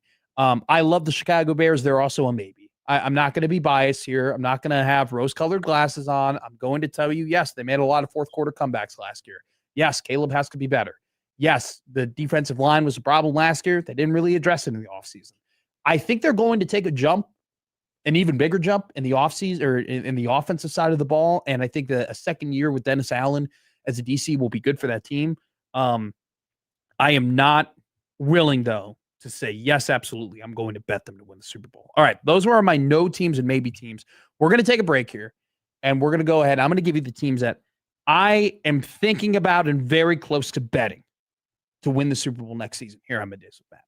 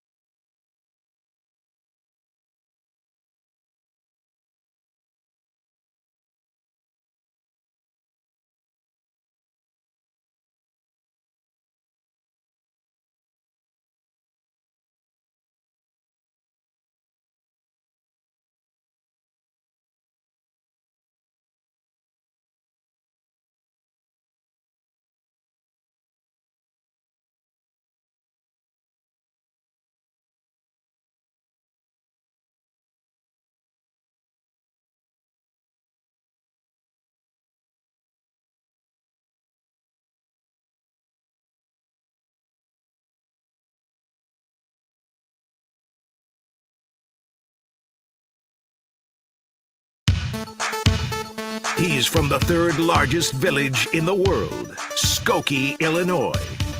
Middays with Matt on 1620, The Zone.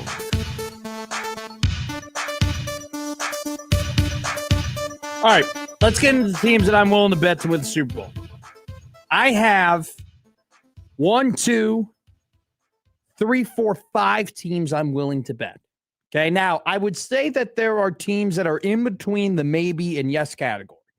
Seattle, Philadelphia, and Detroit. I don't know if the value is fully there, but I think that the rosters definitely can do it. And I like the value more than I would say the no's, which are the Rams, Chiefs, Cowboys, and Ravens. I will, though, say that there are 5 teams where I'm over them. I'm all over them. And I really, one of them is a pretty big long shot, but I think the value is totally there if they can figure out this one thing. It might be more for a cash out, okay? But it'd be a pretty good bet. Let's start with number 1. Denver plus 2,000. This is a team that if Bo Nix doesn't get hurt, they are for sure in the Super Bowl and could potentially win it. And honestly, Jarrett Stidham just played terribly against the New England Patriots. If they had a more serviceable backup with the roster, with the defense that they have, they could have definitely made the Super Bowl. I think that when you were debating between, the Bills and the Broncos, you cannot deny the fact that I think the Broncos just have a much better top to bottom roster. And I think the Jalen Waddle signing, because of how things ended in Miami and just Tagovailoa not playing very well and the drama with Tyreek and the fact that the Dolphins weren't very good, I think just he has secretly, very quietly become an underrated player. This guy was a top draft pick for a reason. He bursted onto the scene in his first 2 seasons with Miami, still had some really good production. He now joins an offense where, they kind of need that dynamic playmaker. And I'm not necessarily going to put a ton of stock into J.K. Dobbins from a running game perspective, only because, I've seen him get hurt too many times to really trust that things are going to go his way. But I love the idea of R.J. Harvey having another year under Sean Payton's offensive system, him being kind of in that Joker dynamic playmaking role. I think Harvey, along with Waddle and the other options that they have on that offensive end, with Bo Nix, once again, with great coaching, taking another step. You saw him improve as the season went on. You still had a overthrow or 2, but I think Denver at plus 2,000 is some great odds. I love Houston at plus 1,900. This is a team that I'll be monitoring a lot during the offseason or during training camp season. Look, they have a big flaw. Like I look at Denver and I don't really know what Denver's flaw is other than they're just not great enough. They're really, really good, but can they take that next level to being great? Houston's different.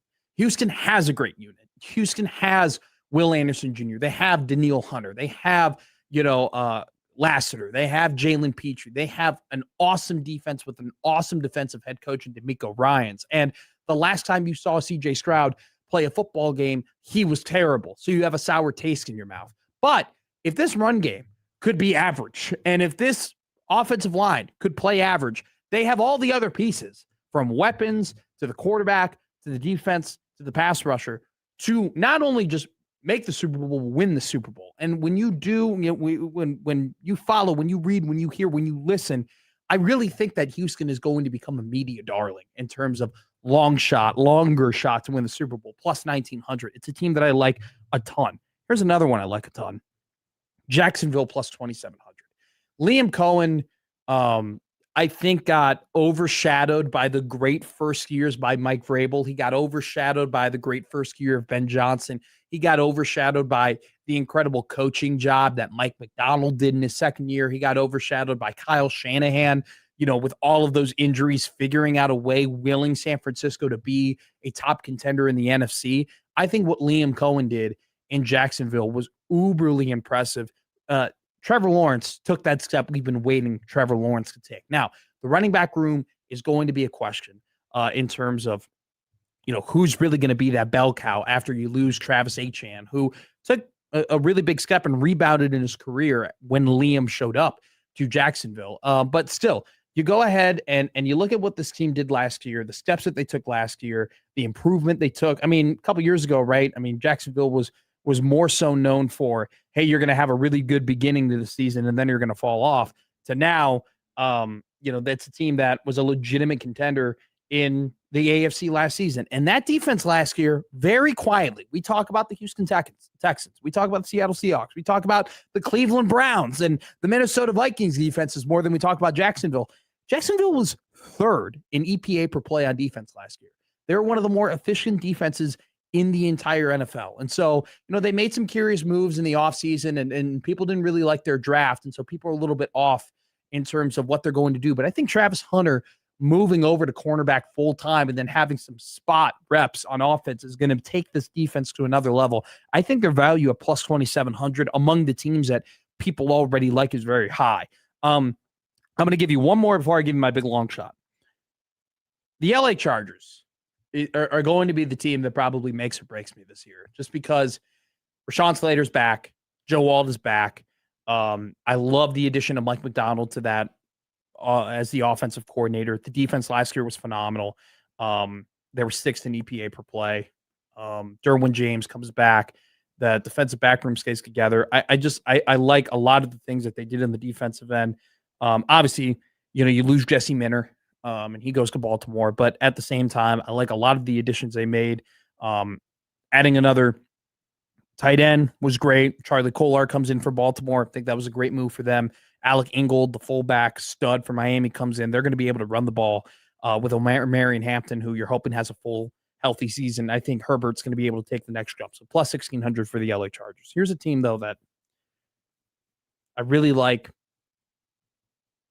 Plus 4,500 is a lot in terms of value, and they're a super long shot, but look out for Minnesota, man. I think the Vikings have a really good roster, and I think that people got a little panicked when they traded away Jonathan Grenard, and look, you got to replace Harrison Smith, but this defense, I still trust Brian Flores. I still trust his coaching. I think he's one of the best defensive coordinators in the game, and Kevin O'Connell, when given a serviceable quarterback, can make lemons into lemonade. And if Kyler Murray can come in and only 2 seasons with an offensive coach, he was his best 2 seasons. Kevin O'Connell could do that with Kyler Murray. All right, White Guest Wednesday coming up next here on the 1620 Zone Radio Network.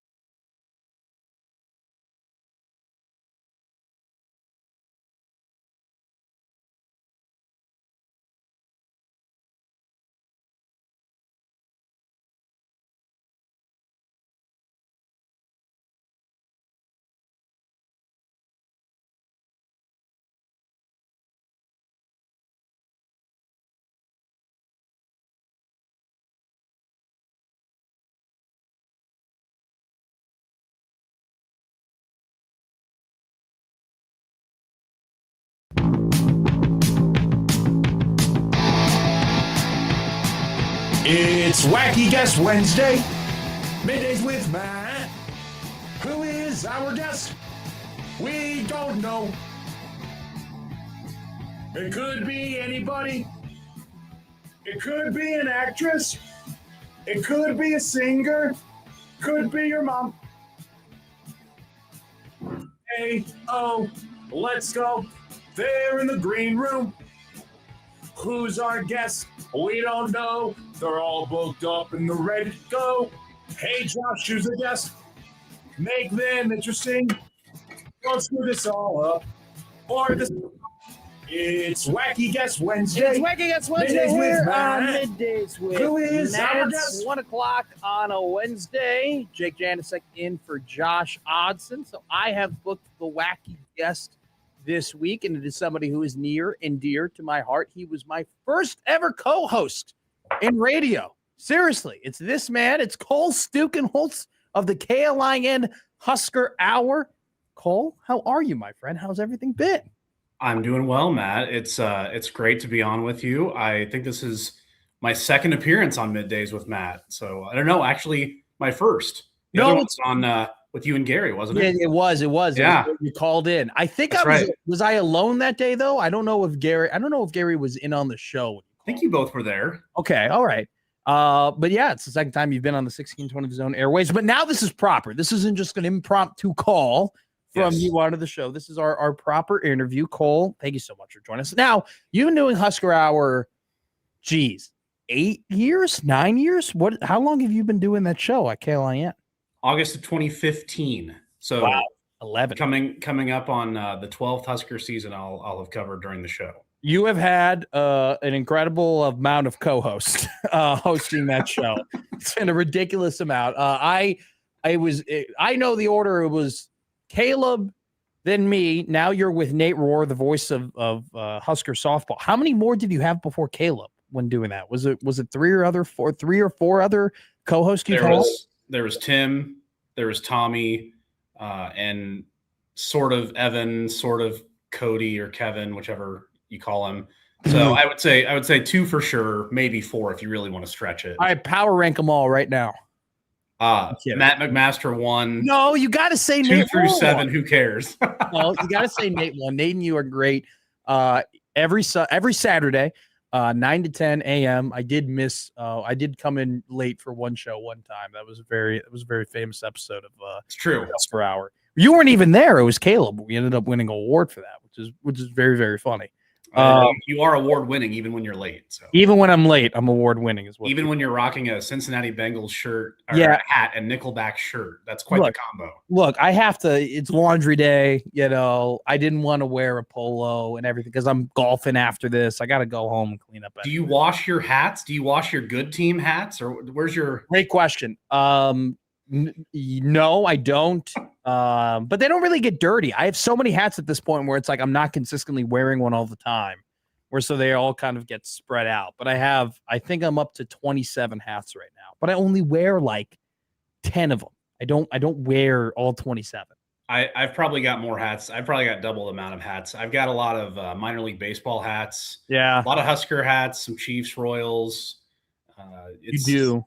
But do you have like a non-Cole Stukenholtz favorite team hats? Like, do you have like just a random Oakland A's hat like Matt McMaster?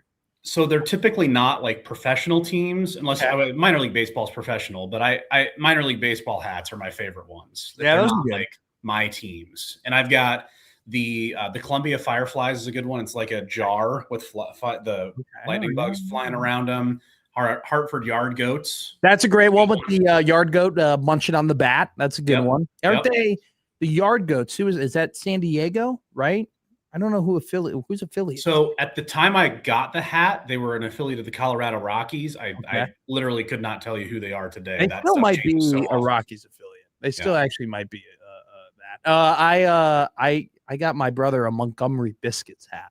Yep. That's a really good one. Those are excellent. I have one of the Amarillo sod poodles, and I accidentally left it on a list for Christmas, and I got a second identical hat. Oh wow! So that one is now in the it's the property of Mike Schaefer because we have the same size head. So. That's real. You and Schaefer have the same size head? Yeah. That's Yeah. incredible. Does he Yeah. have a very small head? I have a large head. It's 7.5. All right. What size is your head? 7.25, I believe. Okay, well, Pretty I think we're average. both relatively average head Relatively size. All right, let's talk about Husker football. We'll talk about Let's. Husker football, then we get into Husker basketball, because I believe I would categorize you as you are awesome talking about Husker football, but like your love is Husker basketball. Am I correct in saying that? I've always gotten the vibe that you have a different, just emotional connection to Husker basketball. You're probably onto something there. I mean, I have the football memories of like you have all the height of the program memories from my like elementary, middle school, high school days. My senior year of high school was the stunts to crouch, black 41 flash reverse. Nebraska goes to the national championship game against Miami, wins the Heisman Trophy. And then I came to Nebraska Lincoln, and it's been all downhill ever since. So yeah, it really has been. It's been more fun to be on the basketball ride. I had the front row seats because I waited in line for hours to go to the Devaney Center and watch terrible Nebraska teams get destroyed by really good Kansas teams. Yeah. I saw a couple of upsets in my days as a student and in the days, shortly after that. But lately, yeah, I mean, the basketball program has been extremely fun. I took my family to Minneapolis a couple of years ago to go see the Big Ten tournament game where Casey basically ushered Mike Woodson out of the Indiana job. Yeah. And so that was phenomenal. And then, yeah, I went to Memphis with my dad to see us lose to Texas A&M and went with a friend down to Oklahoma City this last March to see one of the greatest sporting events I've ever seen in the second round Vandy game. So there's a more recent emotional connection. And I do more like actual media stuff covering the football team. I don't do as much with the basketball team. So yeah, that's probably a pretty good illustration of it. Have you started your position previews yet on the Husker Hour? Have you gotten in there? Have we started? Matt, we're almost done. We got our last one this coming Saturday. That's what I thought. So I have to ask you, we did this together for 2 years where we would go through and we would preview every position. And it was always fun because it's like you learn new things, right? You learned either it be new players or stats that you didn't know before or things that you didn't realize. And it's a great tool. It was always a great tool for us because we just learned so much about the team before you got into season. And you guys do it. You've been doing it the entire time you've been there for the Husker Hour. Anything new that you learned when you went through this roster, whether it be at any sort of position, running backs, D-line, defensive backs, was there anything that you can harken back to that when you were doing your homework and you were doing these previews with Nate that caught you off guard or maybe you didn't realize or a different perspective that you were given doing your position previews? Yeah, so I think there are a couple of positions where you just either A, there's not proven depth, or B, there's guys that have played, but you just have no idea what you're going to get in 2026. Sure. And those are a little bit frightening if you're looking for, big next steps and success on the field, like tight end, for instance. I think obviously you know what you're getting in Luke Lindenmeyer, I would say at this point, but what does Carter Nelson have to offer? Well, is he a wide receiver? I'm pretty sure Carter's a wide receiver now too. I think that I don't even know if you're on the tight end group like that, but that's to your point. What the hell? What are you getting? I don't know either. Sure. And you could also argue like, well, Janiron Bonner's listed as a tight end or what he's listed as a wide receiver, but he's more of a tight end than anything else too. So like there's some crossover there. Plus like, you know that like Caden Echternock, for instance, got into games last year as an inline blocker. And I think you can maybe get that from Eric Ingwerson as well. Can Luke Sorensen, as a true freshman, come in and be a second pass catching tight end to pair with Luke Lindenmeyer in certain sets? That would be something that would be pretty important to the development of the offense, I would think. They're pretty deep at receiver, but you want to get something out of tight end. So that would be one. And on defense, boy, what the heck are you getting out of the defensive line this year? You have Matt Rule last year saying, "Oh, this is going to be hell on wheels," and Nate, my current co-host, called it mild discomfort on wheels before the season started. Turned out that might have even been selling it a little bit too much. Like we talked to Riley Van Poppel for the D-line preview this year, You can find that on our podcast if you'd like. And he was up front. Last year was disappointing for him. He did not get done what he wanted to get done. He didn't really take the next step in his career track, but he's still there. He's still an important piece in the middle. And I think you're going to maybe see Su'Alafotu come along. Jasir Whittington and Owen Stoudemire out of the portal. They really like Malcolm Simpson, and he's been there for a year now. Tyson Terry coming off of injury. Can you get anything out of him? And then on the edge, Cam Lenhart, you saw the Colorado game a couple years ago, his freshman year, and then not as much last year. Williams Nwaneri, he's got the 5-star pedigree, but does he actually make an impact on the field? Cade Petschok, Anthony Jones, Willis McGahee, like there's a lot of bodies on the defensive line, and they've got a new defensive line coach in Corey Brown. Mm-hmm. I don't know how many Husker fans could even name him if asked on the street. Yeah, probably. And Rob Orich is going to do that, the 4-down lineman instead of the 3-3-5. So there's just a ton of question marks around the D line. And I think looking at the position preview, it illustrated, holy crap, there's not a lot of proven production here. Is this 2025 again, or are we actually going to see the development for the defensive line? Yeah, I think that, it's funny, like with Corey Brown, like that was a hiring that definitely went under the radar. I felt like we were talking way more about Terry Braden than we were about Corey Brown heading into the year. And unfortunately, Braden they took a shot on a young guy, that was highly heralded coming from a head coach that Rule trusted a lot, and Andy Reid, and it didn't pan out the way that you wanted to. And it just seems like it just never clicked. It just never came together between Braden and that room. And so you hope that, to your point, like there's a lot of flashes. Petschok flashed, RVP's flashed, Lenhart has flashed. I can't stop reading or hearing great things about Jasir Whittington and how fast he is, how quick he is, the twitch he has. And, I learned this, from Gary, like, hosting with him, like we always kind of like tried to take a temperature of how did the other fan base feel when that transfer left, right? If Nebraska got a transfer, how does that fan base feel about that guy leaving? Yeah. People were not happy that Jasir Whittington wasn't playing for Pat Narduzzi anymore. Pitt was very upset that they lost him. And I think, though, a lot of that, and I love what you said about Nate, right? What Nate said, discomfort, a mild discomfort on wheels. It's like, this is the whole like drinking the Kool-Aid theme that we've had this year. In 2022, we would have told you all these guys are going to work out. We would have told you all these guys are going to pan out. They're all going to flip a switch and they're going to, find their potential and be really good right away. Where now I feel like we're a little bit more skeptical about what's going to happen. I want to ask you about the defensive backs. Cornerback 2 is going to be a very big battle, but then even like safety is a position where there's a lot of talent there, and you hear good things about Jameer Khan. Dwayne McDougal is a dude that comes from San Diego State, familiar with the defense, but I really, really like Caleb Benning coming out of high school, coming out of West Side. And I think that he's the type of player where he's just a hitter, man. He's a football player. He's going to go and he's going to bang. And you need that type of guy at the safety position. I feel like they were missing that. But then also Rex Guthrie too comes back to the fold, had some great moments, had some not so great moments. And then, all the other depth that you have across the DB room. Or if you were to put your confidence level, on a scale of 1 to 10 or, whatever scale you want to put it at, where would you put it? Mr. Cole Skukenholtz, host of Husker Online on KLIN Radio. Husker Hour. I'm not Husker Online.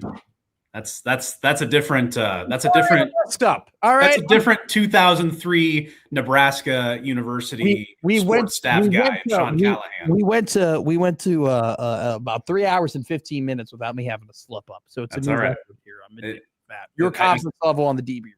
It's all good. No, it's funny. That's the last preview we have. We'll be doing that this Saturday. Okay. Where Nate and I will give our confidence rating. So you're getting a little sneak peek here, folks. Oh, wow. If you're combining the corners and the safeties together, I will say 7.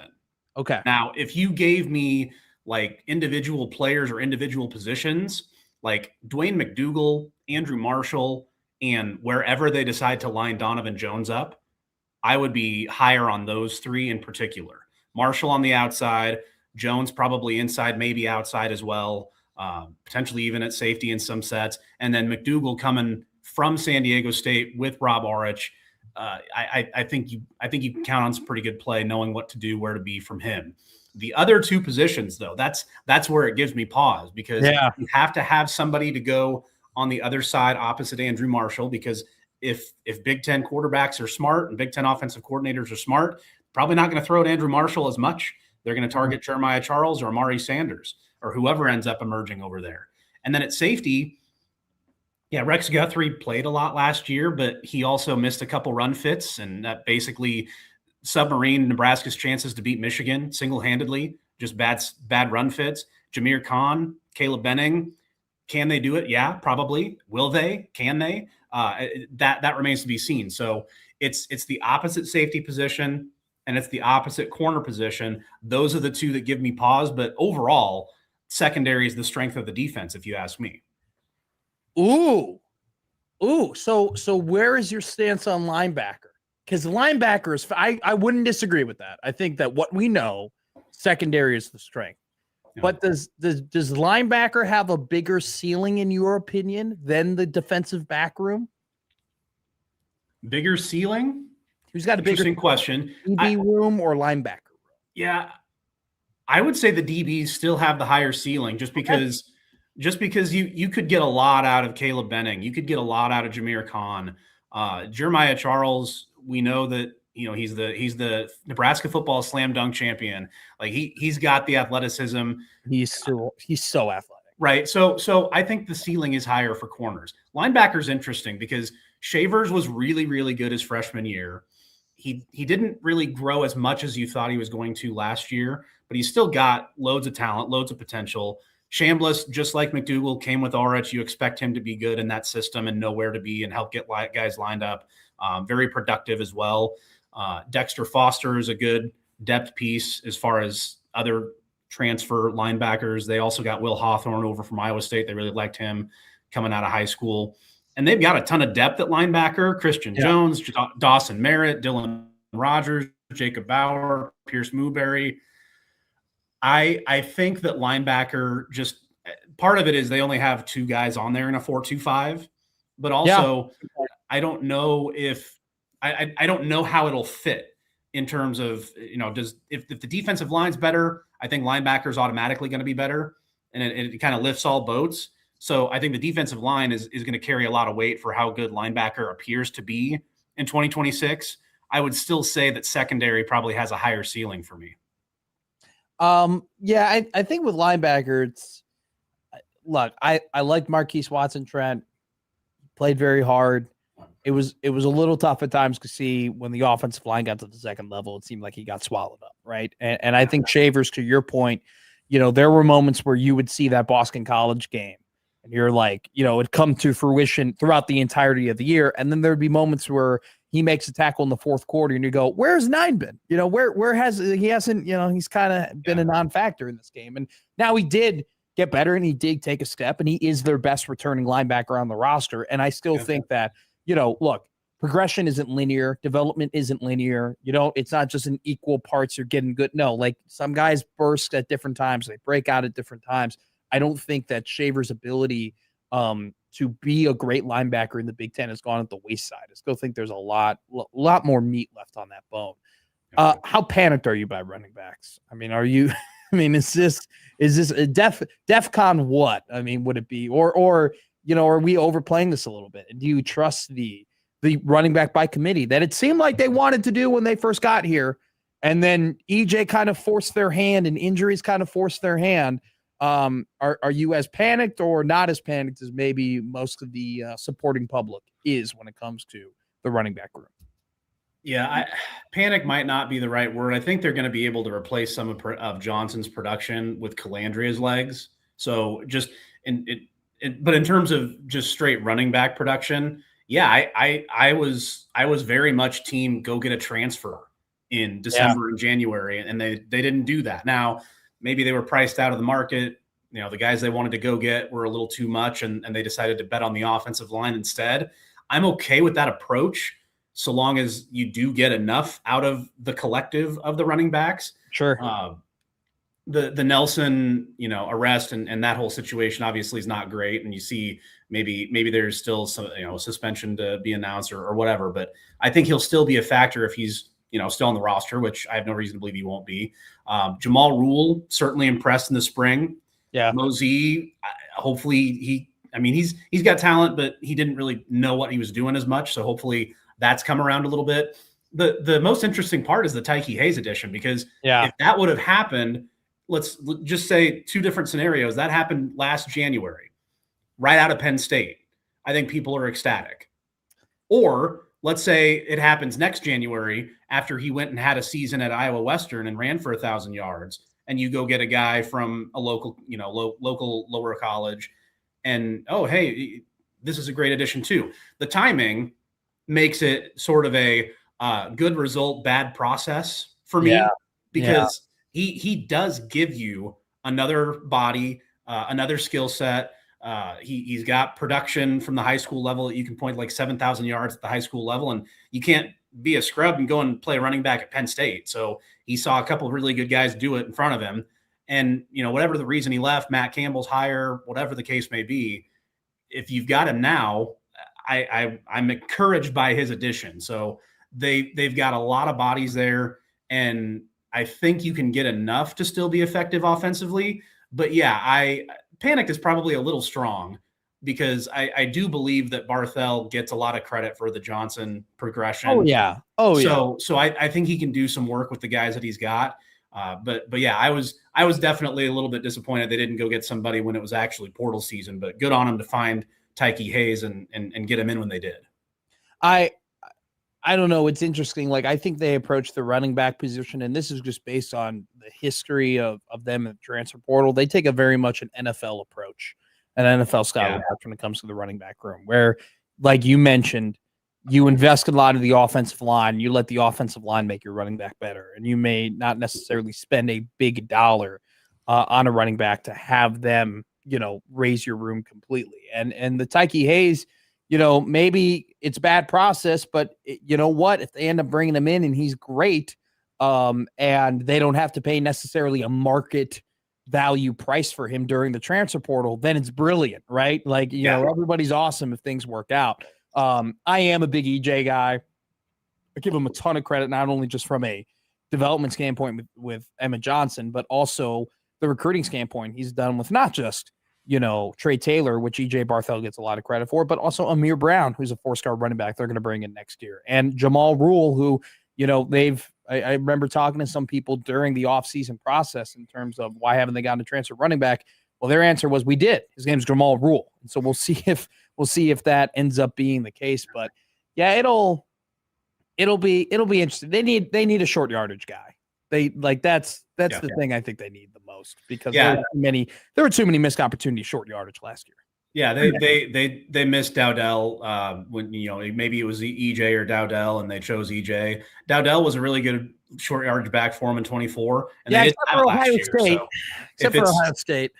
Yeah, well, yeah. That was a tough so yeah, whether it's Ives, maybe it's Hayes, maybe Rule. Yeah, they definitely need to have a better short yardage plan. Plus, I don't think you leave out the fact that Calandria can be a short yardage solution too.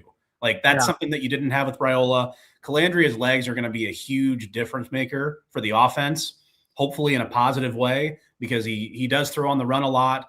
Hopefully he's accurate when he does so.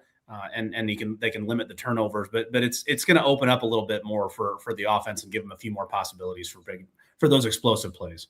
Cole Skukenholtz, the host of the Husker Hour on KLIN Radio every single Saturday. He was my first co-host I had here in this Nebraska media market. Before we let you go here, have you ever thought more about basketball in your media career than you are thinking about it now in July? Has there ever been a time that you've thought more about Nebraska men's basketball a couple of weeks before the football season? Well, had good thoughts about Nebraska basketball? No. More accurately. Think about it, I'm sure. Yeah, no, this is wild. I mean, it's I think you were talking to, was it Robin earlier this week about, hey, we're talking basketball in July and we're not doing it because some news broke, right? Yeah, it's just people are interested in this team. Like they have, Hoiberg took a little time to figure it out, but he's figured it out. Yeah. He knows what type of players he wants to go get in the portal. He knows what types of players fit well with others. He's got a certain skill set that he looks for not just, certain positions, but really 1 through 5, because they have the ability to play positionless basketball, and it makes them really versatile. It is really, really fun to follow this program from the depths that it used to be in, not just, pre-Hoiberg, but Hoiberg. I mean, yeah. Sam mentioned they lost 12 or 13 straight conference games at one point when he was here. And then he goes to the Sweet 16 as a fifth-year senior. So, yeah, the basketball story has been incredible. It's not done either, because they got Price and Frager back, and the transfers should make an impact, if not at least continue to keep them at that same level. I don't know how you couldn't be really excited about basketball season.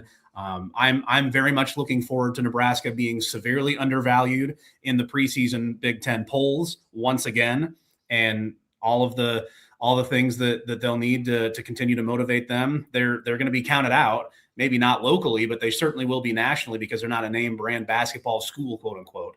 But they're really good, and Hoiberg he's found out how to figure. He's found out the formula that he needs to be successful at Nebraska. And I don't think there's any reason to believe that that's going to stop all of a sudden. Appreciate you, Cole. This was fun. Great time. Gave us a lot of time. I appreciate it greatly. And we will, it's old Husker Hour tradition to go about 8 minutes over what the segment was supposed to be. So I really appreciate it as always. And we'll talk to you soon. Yes. And if you want to bet those other non-Chiefs AFC people, I have a place to spend your money. Just send them my way, okay? Yeah, no, I'm okay. I'm not betting on the Chiefs win the Super Bowl, but I appreciate it. I appreciate it greatly. Let's take a break, and we'll talk a little bit. We're not going to get to buy, sell, hold, or bet tomorrow or today. We'll do it tomorrow, but we'll continue talking about a little bit more football and some news coming from the SEC Media Days here on Middays with Matt.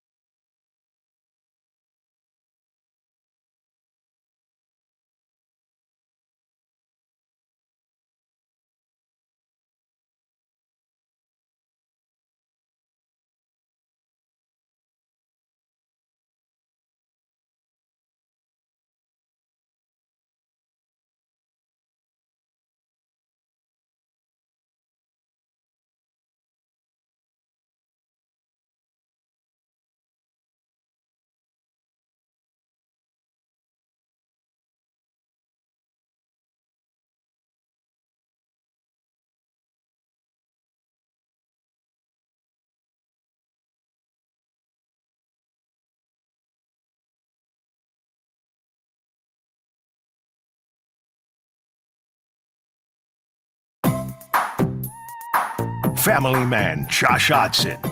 Family Man Matt Mc... You're kidding me, right? They want me to read this? Okay. Family Man Josh Hodson. Family Man Matt McMahon. I'm sorry, there's just no way I'm going to get through this. You're listening to Middays with Matt on 1620 The Zone.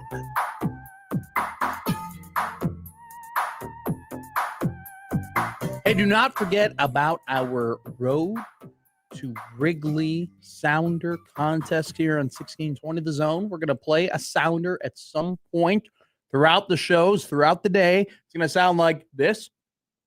Hey, everybody. Harry Carey here. When you hear that sounder, don't play that sounder yet, Jake Janice. We'll play it later. When you hear that sounder, go to 1620thezone.com and sign up for the Road to Wrigley Sounder contest. If you win the Road to Wrigley Sounder contest, you get 2 tickets. Not one, just 2 tickets to see Nebraska volleyball take on Missouri at historic Wrigley Field. We're also going to set you up with a hotel in downtown Chicago, along with airfare from Omaha straight to Chicago, and a $150 gift card to just to anywhere, for Ubers, for merchandise, for whatever it might be. We're going to set you up. It's presented by Union Bank and Trust at UBT. People don't have your money. Your money has people. Member FDIC, 1620zone.com. When you hear, hey, everybody, Harry Carey here. When you hear that sounder, go to the website, sign up for the Road to Wrigley Sounder contest. I want to talk real quick before we wrap up the show in about 10 to 15 minutes about maybe one of the greatest athletic accomplishments I've ever seen.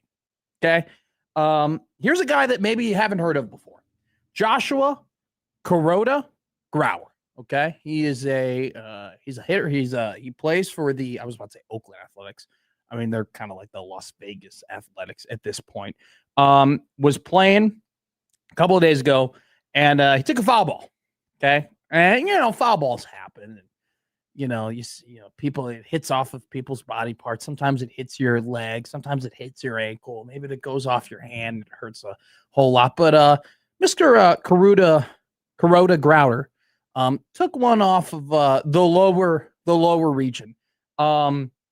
It was painful. If you haven't seen the clip, maybe don't look it up, because it was quite terrible to watch. I started hurting after seeing Mr. Grauer take the foul ball off of his below the belt region, if you will. Please play the clip, Jake Janicek, of what it sounded like on the Oakland broadcast. Kuroda Grauer swings on the first pitch and fouls it off of himself. He's still down. That might have caught him on the inner leg, maybe even higher.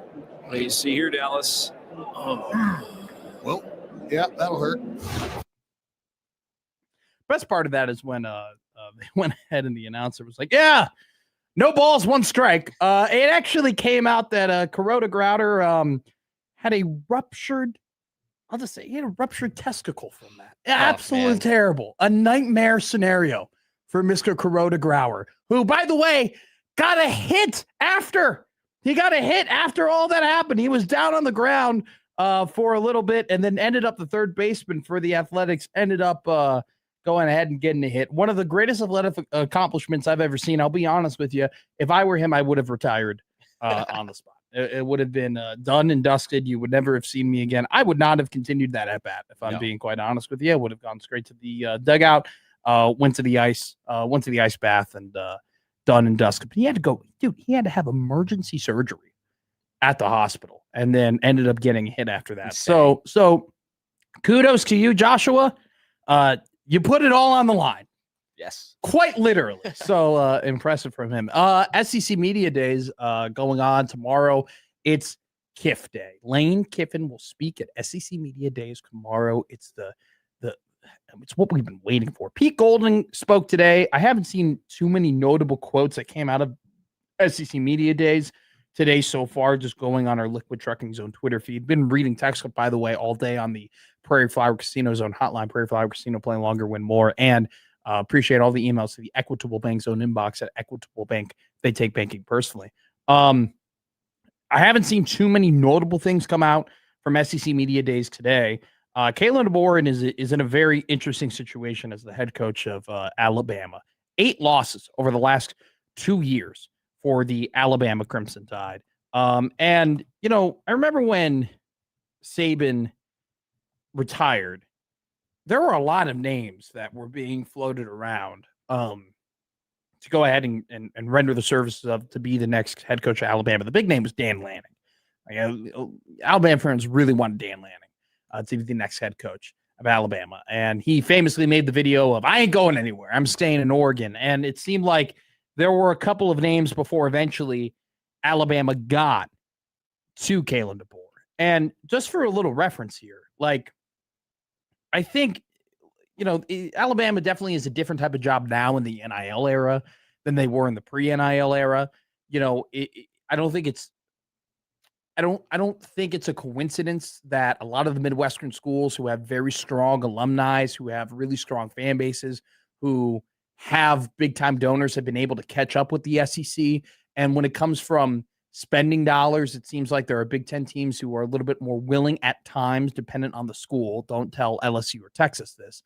And I think Alabama, along with Georgia, they've fallen just maybe a little bit behind on the NIL, but they've still been able to get some top talent into Tuscaloosa, and they've still have had some super, super talented teams, and they're still going to be ranked in the top 25, and Alabama's still going to be in and around the college football playoff projections. But in the 2 years that Kalen DeBoer has been the head coach at Alabama, they've lost 8 games in 2 seasons. Alabama didn't lose 8 games from 2019 to 2023. They lost 8 total games in 2019, 2020, 21, 22, and 23. In 5 seasons, they lost 8 games. They had a stretch from 2012 to 2018 where they lost 8 games, right? Losing 8 games in 2 seasons does not happen at Alabama. And it was funny reading, the On3 article that came out earlier this week about coaches on the hot seat. Kalen DeBoer was not on the hot seat. And if you ask national media, yeah, no, he's fine. They made it to the college football playoff last year. This is a little ridiculous. Kalen DeBoer has been one of the best coaches in college football over the last couple of years. Hell, this is the guy who took Washington to the national championship. What are you saying? This guy's on the hot seat. But if you ask around Alabama and you ask around the SEC and you ask around those areas, there's a lot of questioning on whether or not he's the guy. And I think, it just boils down to you hate being the guy after the guy. It's a tough job to have. Being the guy after Saban is a tough thing to do. Ask Gerard Mayo how was being the guy after Bill Belichick. It's not fun. It still sticks with me, though, that Brett Ciancia has Alabama ranked outside the college football playoff in his Pick 6 preview. And it's one of those things where if they're outside the college football playoff this year, does Kalen DeBoer have a job? I'm going to guess no.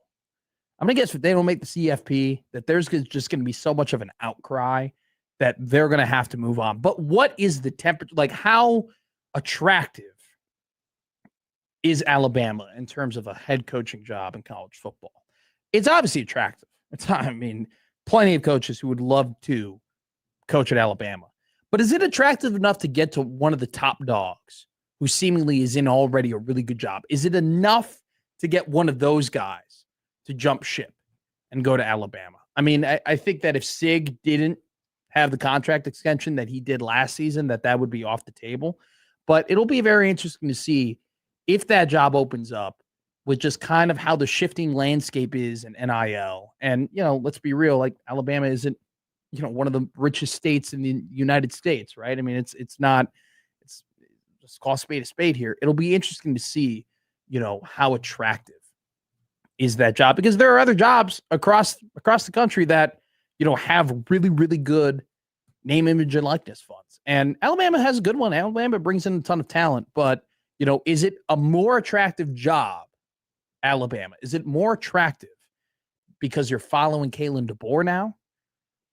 I don't think it was. I think it's way more attractive to follow Kalen DeBoer than it is to follow Nick Saban. I'll just say that. If you're going to give me the pick of the land here, I'd much rather follow DeBoer than follow Saban. And on top of that, there's a lot of really famous, very notable Alabama assistants.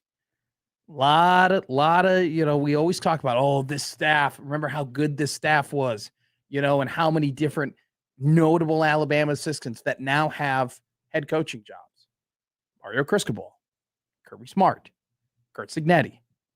There's a lot of guys that have Alabama ties that are top coaches right now. Are they able to get one of those guys? If this all comes to a head, or maybe DeBoer just figures it out. And will Alabama ever be back to being the Alabama of old in this era of college football? No, I don't think it's possible. But can they go back to being a national champion? Absolutely they can. It'll be fascinating to see what happens in Tuscaloosa this season. All right, what to watch? A dog of the day coming up next year on Middays with Matt.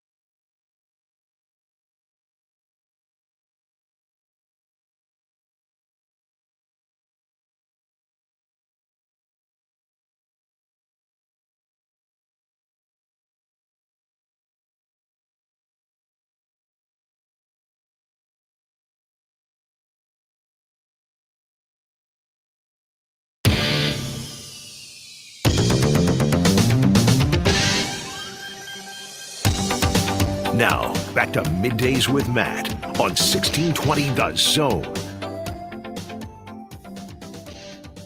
All righty, Jake, what are we watching tonight? So we're starting off with the MLB here. And tonight, you can watch the Dodgers and Phillies on MLB TV. That should be a good one. Pirates and Yankees playing a doubleheader today. Their next game is at 6:05. So, and also for you, Tigers Cubs will be on ESPN tonight. Hell yeah. And then going over WNBA, a couple games tonight on TV. At 7 p.m. on the USA Network, you got the Sun and Fever. And at 9 p.m. on CNBC, you got the Wings and Fire. And what I kind of want to add in is the Little League Softball World Series is going on. And you can catch on ESPN Floyd's Knob, Indiana against Owensboro, Kentucky. Nice. All right. Good little add in there, Jake Janicek. Let's go dog of the day, baby. I'm going to kill your bookmaker. I'm going to rip his throat out. I will blow this man out. I will step on his throat until the man chokes. Let me tell you how. Dog. Winners. Dog. Winners. Dog. Winners. Dog. Winners. Dog. Winners. I'm on a roll. Dude, you got to love dogs, right? We love dogs indeed. Today's show flew by the way. Shout out Jake Janicek doing a great job filling in for Josh Odson. He'll be back tomorrow. Aaron Nola on the mound for the Philadelphia Phillies, who, after firing their manager earlier in the year, have definitely turned it around. I believe they have the fourth highest odds right now to win the National League after the All-Star break. They take on the team that obviously has the highest odds to win the National League in the LA Dodgers, plus 113 Philadelphia Phillies. Pull the win out tonight at home. Jake Janicek joined us today, did a great job on the ones and twos, filling in for J.O. Matt McMaster here. USC and the crossover coming up next. We'll see you tomorrow here on Middays with Matt.